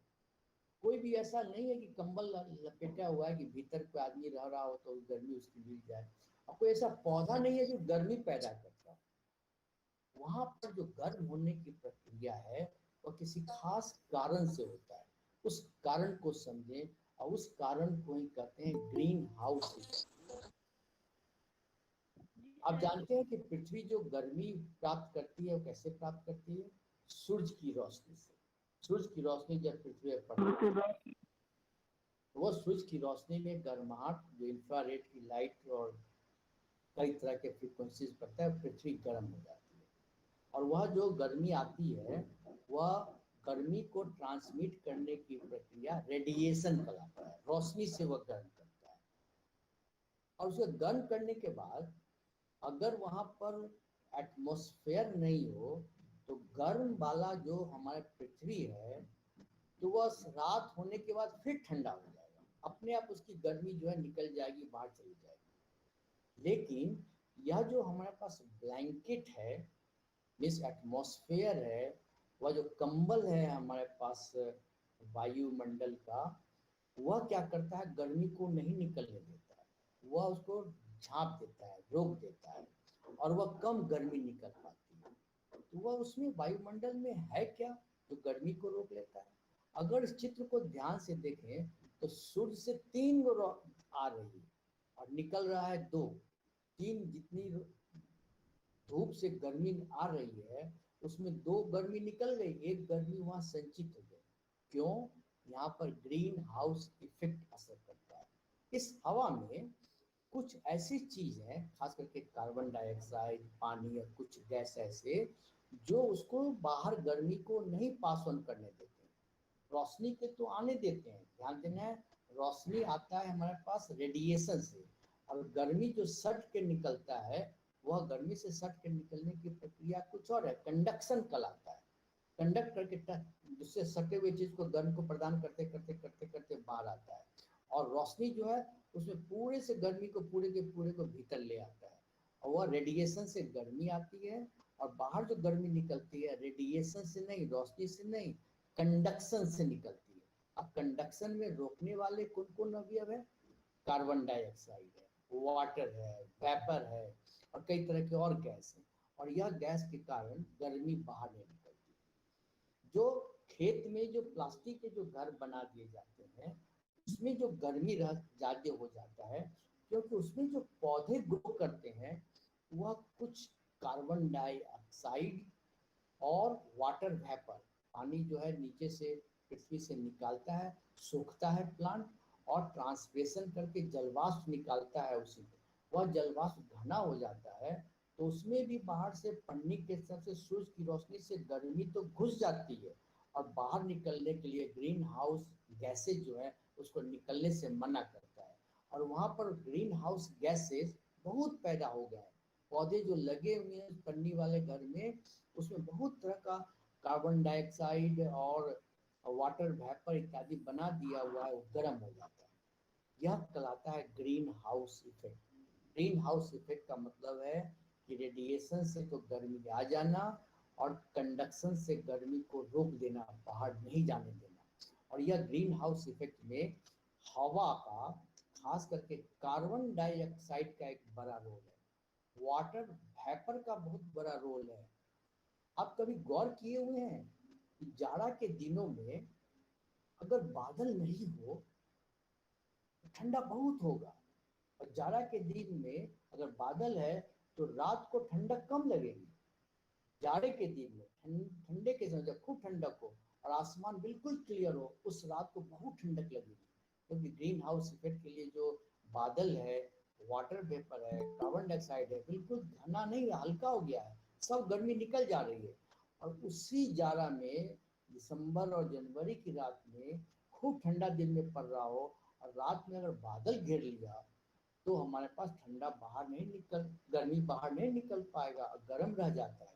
तो यह जो एटमॉस्फेयर है वह हमारे पास कंबल जैसा गर्मी को रोकता है, परंतु सूर्य की तरफ से रोशनी आने वाले गर्मी को जाने देता है, और इस क्रिया को कहलाता है ग्रीन हाउस इफेक्ट।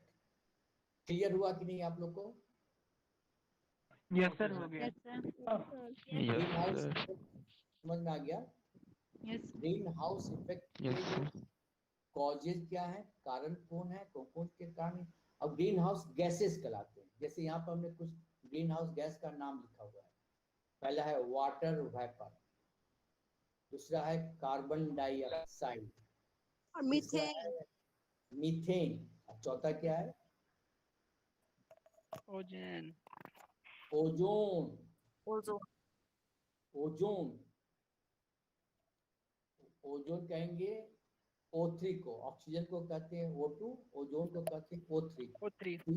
तीन ऑक्सीजन मिलके जो बन जाता है एक मॉलिक्यूल, वह ओजोन कहलाता है। यह ओजोन बहुत कम है पृथ्वी पर, नीचे बहुत कम है, ऊपर है। यह वाटर वेपर, उसका प्रतिशत कितना है वो ग्रीन हाउस इफेक्ट में? 36 to 72%। कार्बन डाइऑक्साइड का 9 to 20%, और मीथेन का 4.9%, और ओजोन का 3 to 7%। यह इसका असर है, ये चारों चीज का ग्रीन हाउस इफेक्ट का, इस टेम्परेचर को बाहर नहीं जाने देने के लिए। और वातावरण में जितना ज्यादा कार्बन डाइऑक्साइड होगा तो ग्रीन हाउस इफेक्ट ज्यादा होगा, मीन्स ज्यादा गर्म हो जाएगा। अब आप समझ सकते हैं ग्लोबल वार्मिंग में ग्रीन हाउस इफेक्ट का क्या रोल है। ज्यादा ग्रीन हाउस गैसेज होंगे तो पृथ्वी ज्यादा गर्म होगा, ग्रीन हाउस गैसेज कम होंगे तो हमारा पृथ्वी गर्म कम होगा।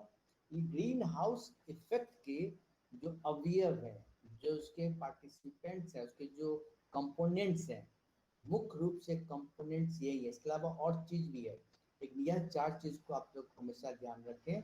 ग्रीन हाउस के किसके कारण होता है? Water vapour, carbon dioxide, methane और ओजोन।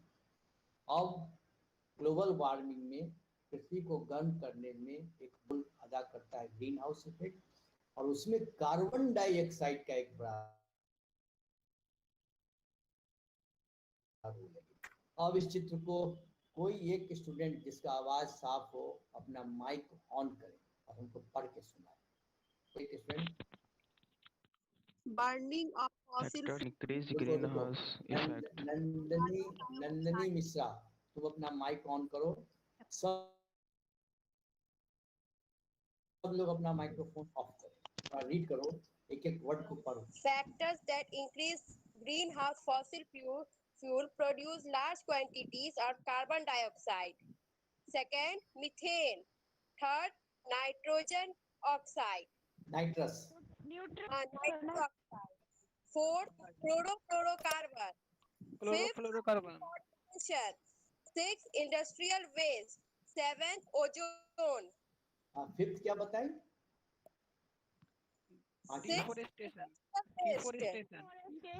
Deforestation, sir. डिफोरेस्टेशन। अब हम फिर से deforestation.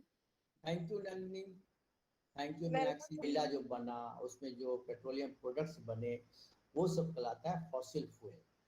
Burning of fossil fuel produces huge quantity of carbon dioxide. उसको फॉसिल फ्यूल को जलाने से हमारा कार्बन डाइऑक्साइड बहुत अधिक मात्रा में निकलता है, और वह कार्बन डाइऑक्साइड निकलने का मतलब क्या है कि ग्रीन हाउस इफेक्ट बढ़ाएगा वातावरण में और पृथ्वी को गर्म करेगा। दूसरा है मीथेन गैस। मीथेन गैस कई जगह से बनता है और कई तरह के ऑर्गेनिक पदार्थ से मीथेन गैस बनते हैं। नाइट्रस ऑक्साइड जो है वो कई तरह के हमारे पास जो यूज होते हैं घर में केमिकल्स वगैरह, उसमें इस्तेमाल होता है। क्लोरोफ्लोरोकार्बन्स जिसको CFC कहते हैं, यह हमारे पास निकलता है खास करके रेफ्रिजरेटर से, AC से।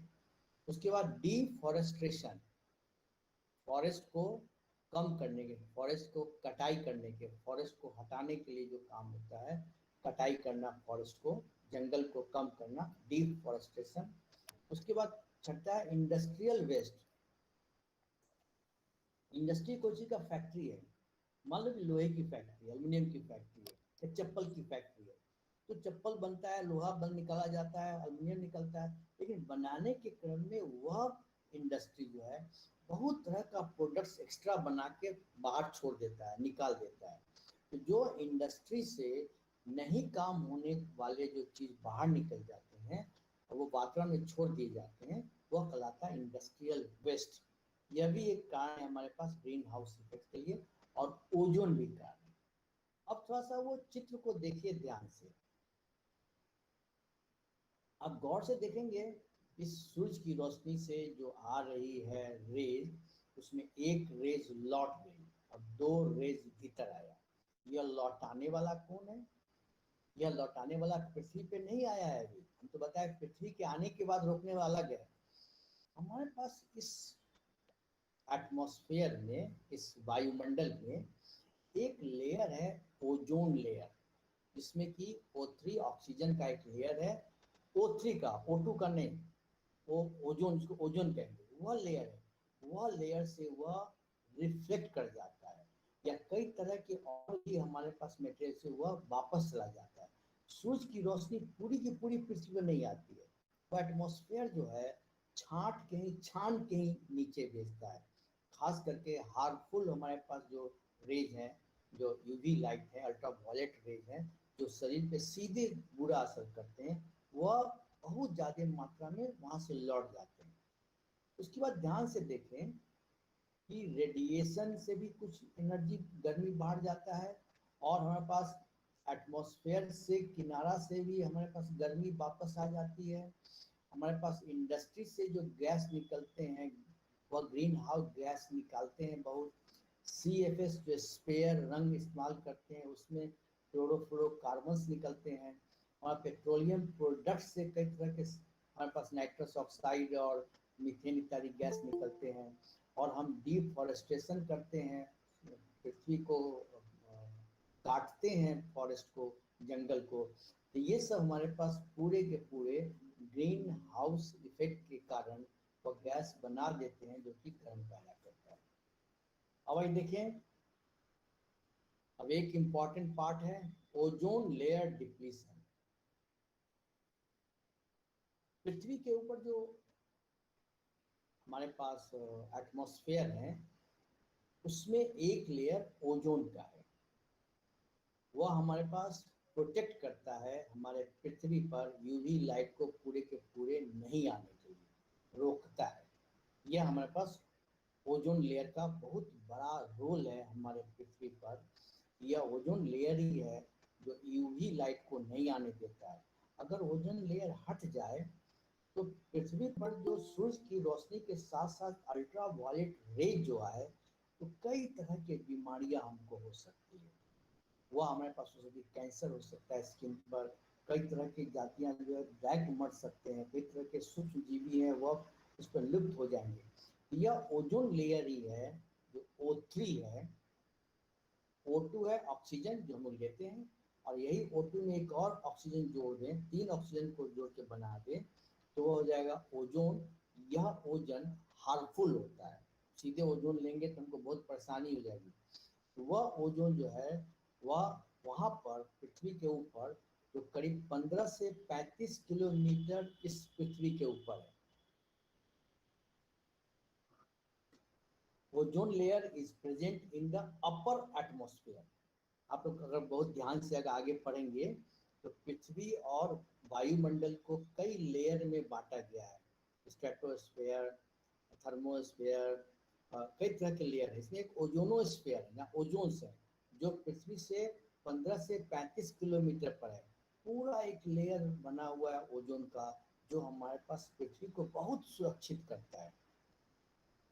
और नेक्स्ट पॉइंट देखें, ozone layer depletion means thinning of ozone layer. इसका मतलब क्या हो गया कि ओजोन लेयर डिप्लीशन, डिप्लीट करते हैं घटने की क्रिया, ओजोन के लेयर को घटने की प्रक्रिया। वो क्या है? ओजोन का जो गैस है वह अगर थीन हो जाए, दुबला पतला हो जाए, कम संख्या में हो जाए, तो वह कहेंगे ओजोन लेयर डिप्लीशन। आप गौर करें ओजोन लेयर का कितना महत्व है पृथ्वी पर सारे सजीव के लिए, प्लांट्स के लिए, मनुष्य के लिए, वातावरण के लिए। यूवी लाइट को वह रिफ्लेक्ट कर देता है। अगर वह ओजोन लेयर पतला हो जाए, उसका ओजोन की संख्या कम हो जाए, तो यूवी लाइट ज़्यादा नीचे आने लगेगा, ज़्यादा नुकसान करेगा हमारे पृथ्वी को। तो डिप्लीशन ऑफ ओजोन लेयर एक हार्मफुल चीज है। और ये किस किस के कारण से होता है? नीचे लिखा हुआ है 4th पॉइंट पर, depletion of ozone layer is mainly due to chlorofluorocarbon CFCs, जो एसी और रेफ्रिजरेटर में ज्यादा बनते हैं। CFS are release by solvent, कई तरह के हमारे पास पेंट वगैरह जो होते हैं, कई तरह के हमारे पास लिक्विड घुलाने के काम में आते हैं रसायन, वो CFC प्रोड्यूस करते हैं। जो स्प्रे करते हैं सेंट वगैरह या कई तरह की चीज, रेफ्रिजरेशन कंडीशन, इसे CFCs बनते हैं वातावरण में। यह CFC अगर आसमान में चला जाए तो वहाँ पर ओजोन को तोड़ देता है और क्लोरीन और O2 में कन्वर्ट कर देता है, और वहाँ का जो है ओजोन का लेयर थिन हो जाएगा, पतला हो जाएगा। और इस प्रकार से यह ओजोन लेयर का डिप्लीशन भी ऑब्जर्व किया गया है हमारे कई तरह से आधार पर। अब गौर करें, अगर ओजोन लेयर पतला हो गया तो ज़्यादा रोशनी आएगी, वह भी हमारे पास गर्म ज़्यादा करेगा और बैलेंस को गड़बड़ाएगा। और एक टर्म और सीखे आप लोग, ओजोन होल। होल का मतलब क्या होता है?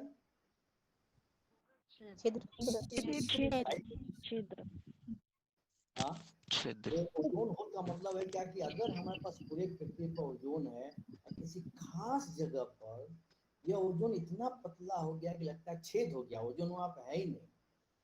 और इस अंटार्कटिक रीजन में, पृथ्वी के उस जगह पर जो अंटार्कटिका एरिया है, वहां पर पृथ्वी से बाहर सैटेलाइट से ऑब्जर्व किया गया कि कुछ खास जगह पर वहां पर ओजोन का लेयर बिल्कुल पतला हो गया है। लेकिन ये हमेशा नहीं रहता है। At Antarctic region it was found as annual occurrence, हमेशा नहीं रहता है। साल में एक बार आया, फिर गायब हो गया, फिर आया, फिर गायब हो गया। होल बनना, गायब होना ये पिछले 40 साल से ऑब्जर्व किया गया एंटार्क्टिक रीजन में। लेकिन खुशी की बात यह है कि अब इसका बनना कमने लगा है, डिक्लाइन अवस्था में आ गया है। अब जो भी कारण हो, हम लोग थोड़ा समझदार हुए हैं, बहुत तरह का चीज़ हम लोग कम इस्तेमाल करते हैं, तो वहाँ पर डिप्लीशन कम गया है। तो ओजोन लेयर डिप्लीशन का मतलब क्या हो गया? ओजोन लेयर का मतलब अब समझ में आ गया क्या होता है। ओजोन लेयर को डिप्लीट करने के कारक क्या हैं वो समझ में आ गया। अब आइए देखें,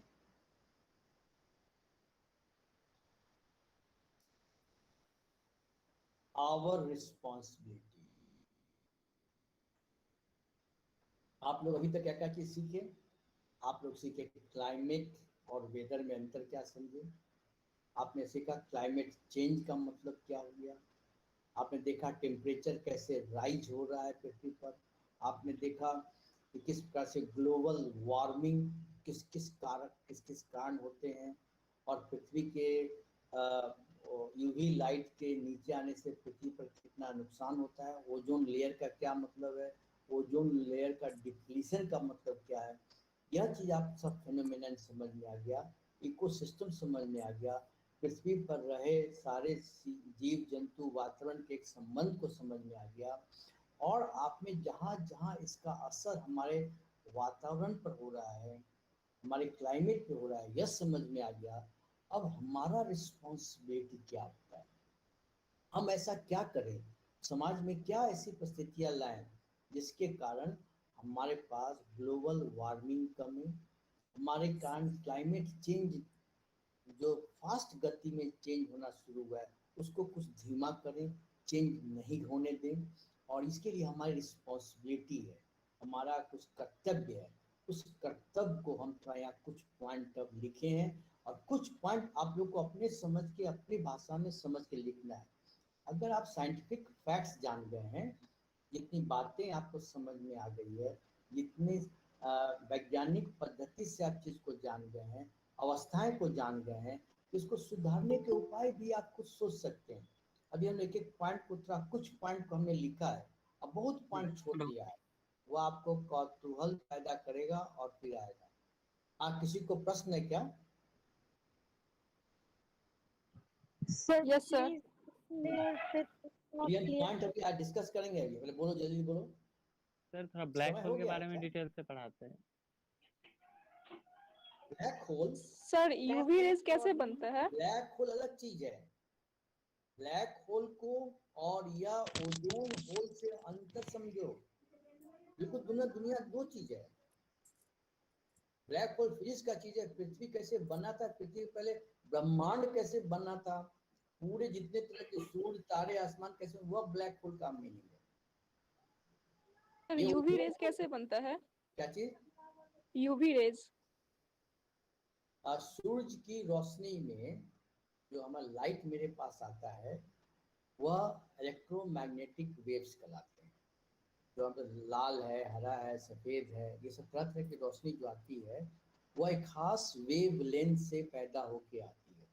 हमारे आँख जो है उसी वेव लेंथ को देखते हैं जो विजिबल लाइट के वेव लेंथ के भीतर है, 220 से 700 nm के बीच में। लेकिन सूरज से सिर्फ यही वेव लेंथ नहीं आता है, और कई तरह के वेव लेंथ के इलेक्ट्रोमैग्नेटिक वेव्स आते हैं जो हम नहीं देख पाते।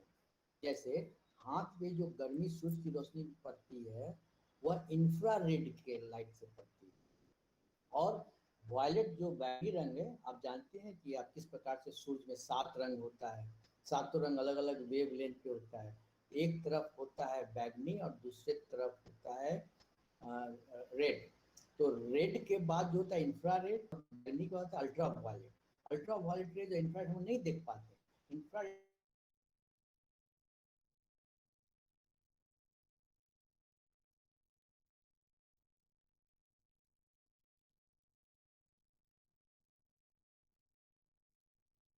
की क्रिया होती है, एटॉमिक बॉम्ब जैसा वहाँ ब्लास्ट होता रहता है, जिससे एनर्जी वहाँ से निकलते हैं, और वह एनर्जी हमारे इलेक्ट्रोमैग्नेटिक वेव्स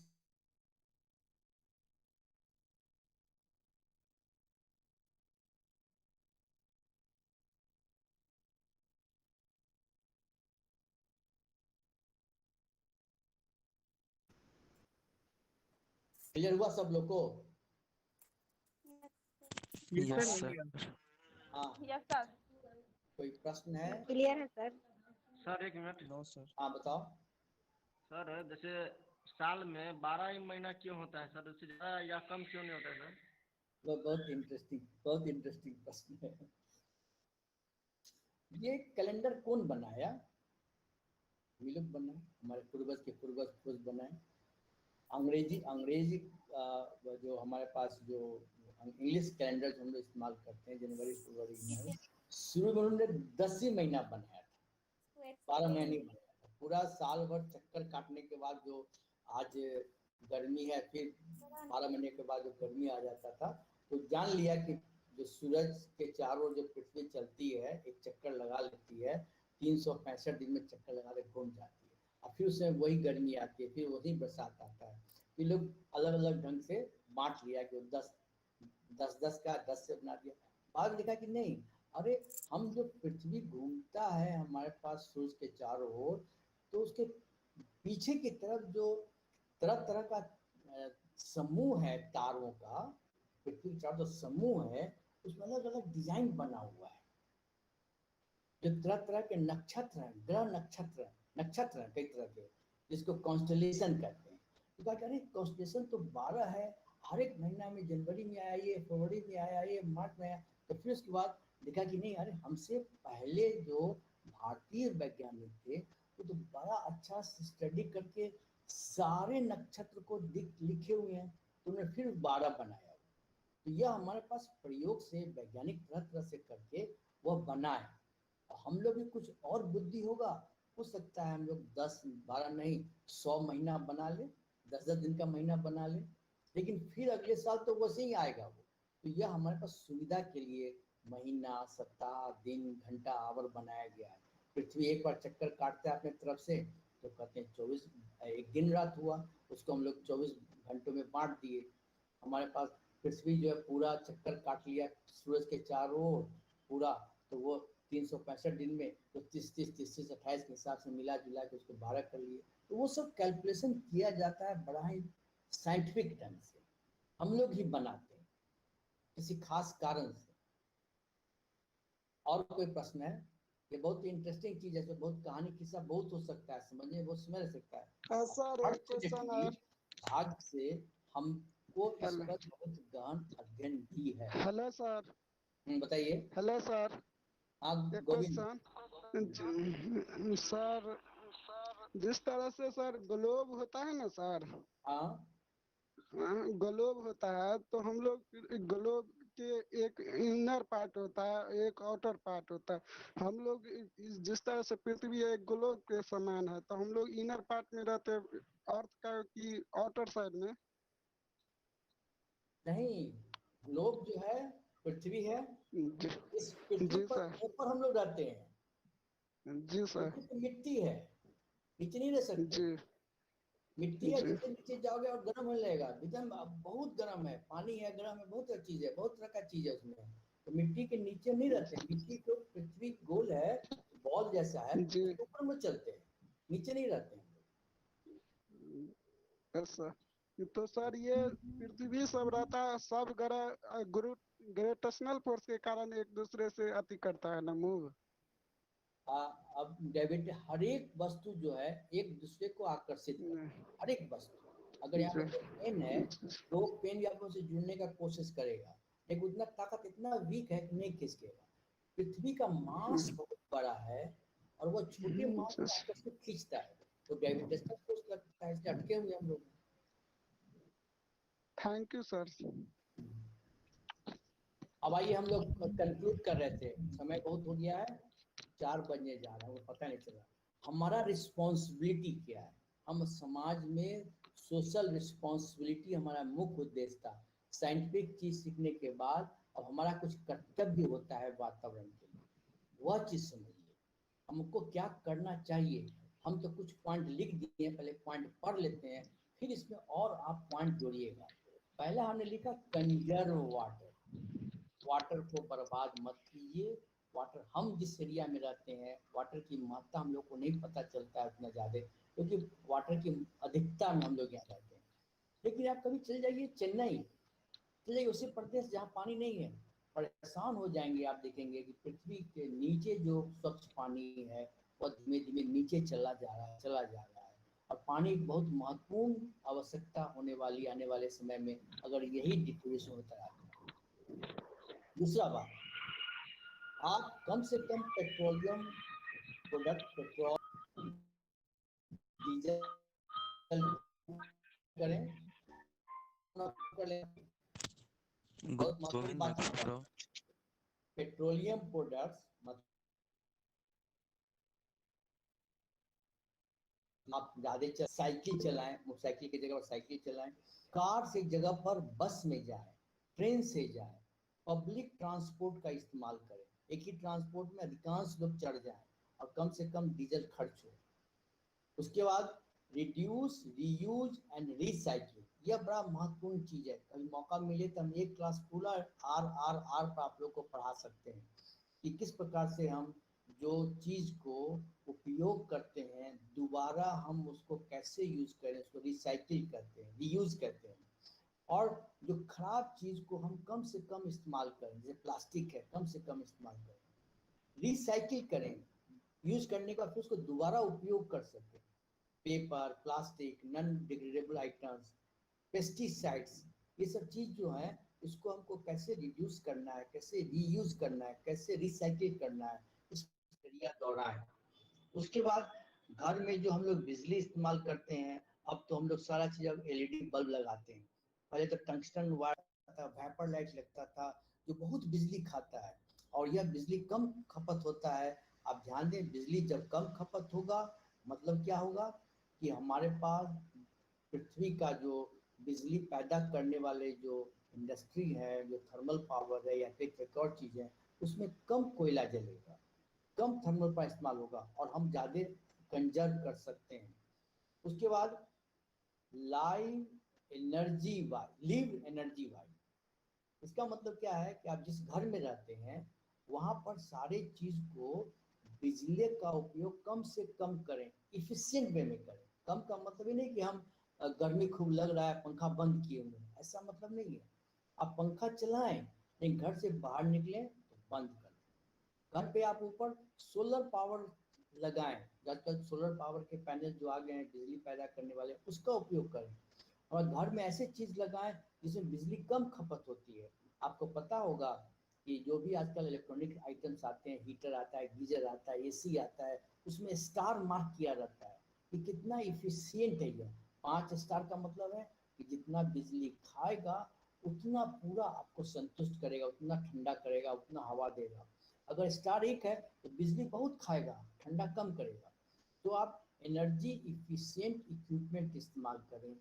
घर में सारे चीज़ को आप बिजली का उपयोग करने के लिए आप हैबिट डालें कि कैसे हम एनर्जी कम से कम उपयोग कर सकें। उसके बाद खाना पीना भी बहुत महत्वपूर्ण चीज़ है। अगर आप लोकल और ऑर्गेनिक फूड खाते हैं, लोकल फूड का मतलब क्या हो गया, हम लोग अक्सर देखते हैं आजकल के मॉडर्न ज़माने में कई तरह के खाद्य पदार्थ पैकेट में आते हैं, वो फ्रोजन होते हैं, प्रोसेस्ड किए जाते हैं। कई तरह के चीज़ होते हैं, आप ज़्यादा दिन चले उसमें कुछ दवाइयाँ डाल के, कई तरह की चीज़ डाल के उसको बना के रखा जाता है, और वो दवा बनाने के लिए, प्रिजर्वेटिव बनाने के लिए, कैन करने के लिए, डब्बे बनाने के लिए, टिन बनाने के लिए, प्लास्टिक बनाने के लिए कई इंडस्ट्री लगे होते हैं। और वो चीज़ का हम खाना खाएंगे तो ध्यान दें कि आप वातावरण के कारण दुश्मनी कर रहे हैं। तो आप क्या करें, आसपास के जो अपने खेत के सामान बनते हैं उसको उपयोग करें खाने के लिए। आप ऑर्गेनिक फूड खाएं, वैसे फूड जिसमें पेस्टिसाइड नहीं इस्तेमाल होता है, वहीं के हाइब्रिड बीज की जगह पर पैदा हुआ चीज़ नहीं और दवा पेस्टिसाइड का इस्तेमाल किया हुआ नहीं, वैसे कहते हैं ऑर्गेनिक फूड कहते हैं, जिसमें कोई भी पेस्टिसाइड, कोई भी कीड़ा मारने वाला दवा नहीं डाल के जो पकाया जाता है, हाइब्रिड नहीं होता है, वो ऑर्गेनिक फूड कहलाता है। तो खान पान भी जो है ध्यान देना है, वातावरण को असर करता है। और पौधा खूब लगाएं। अगर अपनी ज़िंदगी में 2-3 तो पेड़ लगा दें अगर, तो आपका जीवन सार्थक हो जाएगा पृथ्वी के लिए। प्लास्टिक का उपयोग न करें, गिव अप प्लास्टिक। और इसके अलावा अगर समझ पैदा हो गया है, थिंक, सोचिए और क्या कर सकते हैं, सोचिए और क्या करें, तो यह पृथ्वी को सेव करना हम लोगों के हाथ में है। अगर आप टेक्निकल चीज़ समझ में आ गया है कि क्या क्या चीज़ असर करते हैं हमारे वातावरण को बनाने के लिए, तो आप खुद नया चीज़, नए तरीके अपने इस्तेमाल करने का तरीका सीखेंगे। हम जो अभी पूरा पढ़ाया उसमें हिंदी में 2 लाइन लिखी है। हमारी पृथ्वी को स्वस्थ बनाने वाले विभिन्न कारकों के बीच संतुलन बनाए रखने के लिए जागरूकता और कार्रवाई करना हमारा सामाजिक कर्तव्य है। हमने ऐसे कई कारक सीखे जो ग्लोबल वार्मिंग और वृद्धि करते हैं, जिससे जलवायु परिवर्तन होता है, या इसको अंग्रेजी में कहें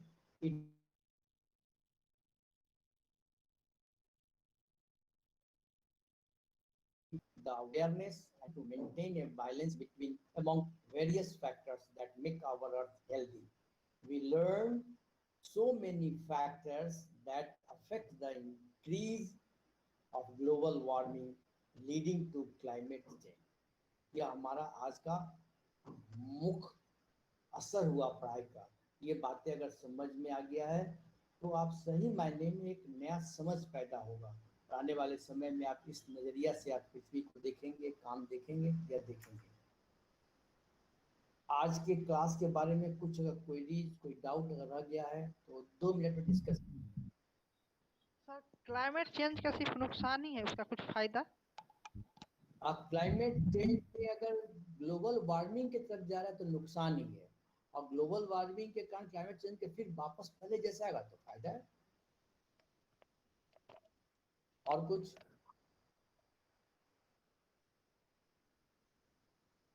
अभी जो आप लोग देखे हैं पूरा स्लाइड हम आप लोग को अभी ग्रुप में शेयर कर देते हैं इस फाइल को, आप लोग पढ़िएगा। कौन सा ग्रुप में शेयर करते हैं? Thank you sir. कि आप लोग का कोई ग्रुप नहीं बना हुआ है? सर हम लोग को कोई सर टेलीग्राम ग्रुप है सर। टेलीग्राम पर सर अपलोड हो जाएगा। आप किसी ऑफिशियल ग्रुप है सर, कोई ऑफिशियल ग्रुप में नहीं। डाल देते हैं, फ्रेंड सर्कल में सब में आप लोग सर्कुलेट कर देंगे, कोई फ्रेंड मिलेंगे जैसे, और इसमें करीब 200 लड़के हैं इस ग्रुप में, उसमें डाल देते हैं। और इसके अलावा भी किसी को व्हाट्सएप पे आप मैसेज कर देंगे या मेल कर देंगे और SMS कर देंगे तो हम बता देंगे कहाँ पर रखा हुआ। हम कोशिश करते हैं वेबसाइट पर जिसके कारण आप वेबसाइट से भी डाउनलोड कर सकते हैं। सर हम लोग टेलीग्राम ग्रुप में नहीं जुड़े हुए हैं सर हम। सर टेलीग्राम सर जीमेल कर देते सर, उसमें जीमेल कर दीजिए ना सर स्टूडेंट के नाम से। तो अभी हम डाल देते हैं, आपस में तुम लोग भेज लेना, वेबसाइट पे कोशिश करते हैं डाल देंगे। थोड़ी देर में हम ग्रुप में डाल कौन सा ग्रुप में डाल रहे हैं सर? आप सर कौन सा ग्रुप में डाल रहे हैं? अभी हम लोग का कौन सा ग्रुप है अभी तुम लोग का? सर बहुत सारे ग्रुप बना हुआ है। सर टेलीग्राम ग्रुप लिंक दे दीजिए ना सर। एक सेंट्रलाइज्ड ऑनलाइन क्लास है, इसमें भी हम डाल देते हैं सर। उसका तो शेयर वो जो डायरेक्ट करना है उसको दीजिए, वो डाल। सर आप जिस ग्रुप में दे रहे हैं उसका लिंक ही सेंड कर दीजिए। अभी यहीं पर तुम रुको, यहीं पर तुम लोग को हम चैट बॉक्स में डाल देते हैं। Okay sir. Yes sir, yes sir. Hello Riya ji. अच्छा आज नहीं डालते हैं, कल हम इसी ग्रुप में मैसेज डाल देंगे, यहीं से डाउनलोड हो जाएगा तुम लोग का। सर आप जिस ग्रुप में दे रहे हैं ना सर उसका लिंक ही सेंड कर देना।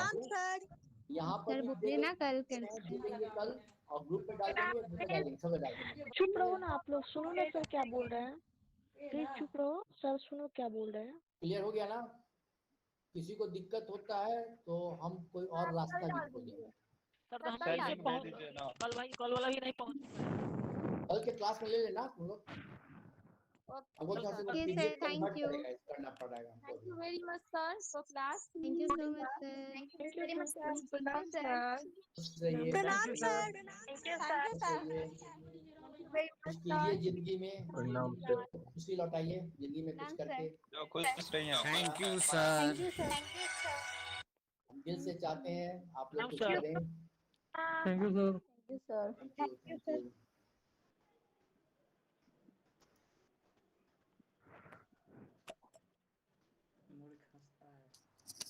Thank you sir.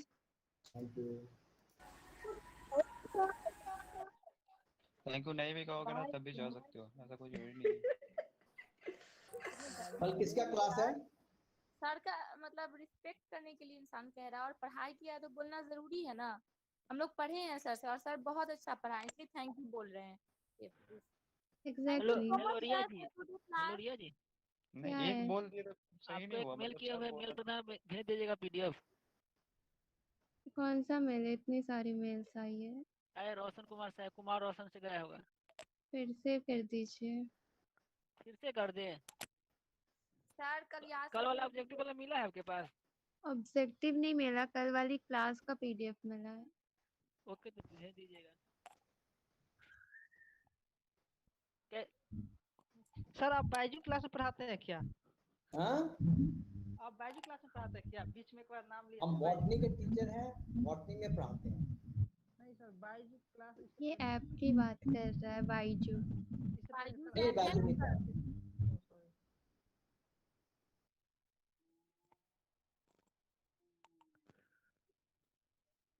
रिया अगर पीडीएफ मिल जाए ना तो सेंड कर देना बहन। ओके ओके हेलो रिया, अभी कर रहे हैं मेल सर उसको कल भेज आपका दीजिएगा। ही या रफत या मनीष भैया किसी को भी मिले। आप टेलीग्राम ग्रुप पे नहीं हो?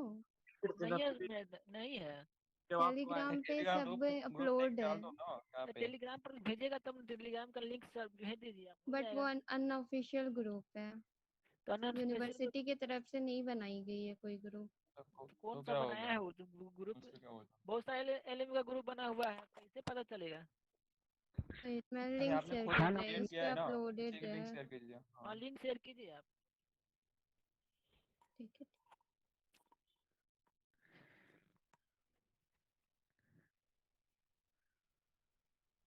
बहुत सारी लेकिन नोटिफिकेशन आती है इस ग्रुप में, देख लीजिएगा। पता नहीं चलता हम लोग का। सारे ईयर के स्टूडेंट है ना, इसलिए। 2 ग्रुप है, एक और ग्रुप है, उस पे भी पीडीएफ आती है। नहीं एक ही चाहिए।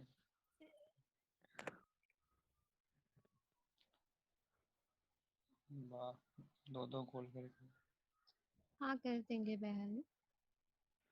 कल वाली तो किया था तुझे मैंने।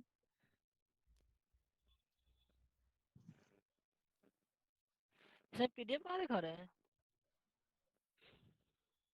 सर बोले ना कल मिल जाएगा। वो कल मिलेगा ना? नवीन जी जी अरविंद जी बोलो। यहाँ बात न करू, आप दरवाजे पर तब बतबै छी। अनऑफिशियल ग्रुप बड़ा मतलब पूरा जो है 35 स्टूडेंट अनऑफिशियल। कल वाली एमसीक्यू का पीडीएफ रह गया, सर ने नहीं दिया। घूमने चले क्या है?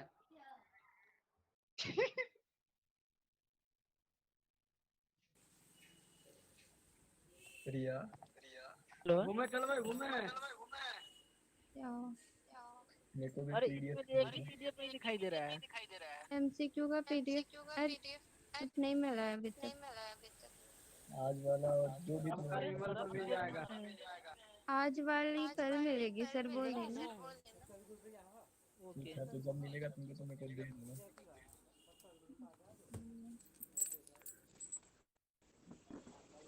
बात बता, वो जो शैतान बच्चे वाला ग्रुप था उसका क्या हुआ? वो डिलीट हो गया? मैंने लेफ्ट कर दिया।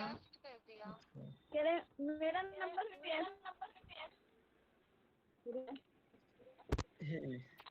तो तुमसे बात कैसे हो पाएगी? मेरी से कांटेक्ट है, पॉसिबल नहीं है ना सबसे बात करना। हेलो रिया जी। अरे व्हाट्सएप ग्रुप में कैसे जुड़ पाएंगे बताइए तो। व्हाट्सएप ग्रुप कोई नहीं है, सारी अनऑफिशियल ग्रुप है टेलीग्राम वाले। रिया तुम्हारी क्या बोल रहे हैं? अच्छा तुम विदुषी को दे देना, फिर हम विदुषी से ले लेंगे। विदुषी आज क्लास नहीं ज्वाइन करी।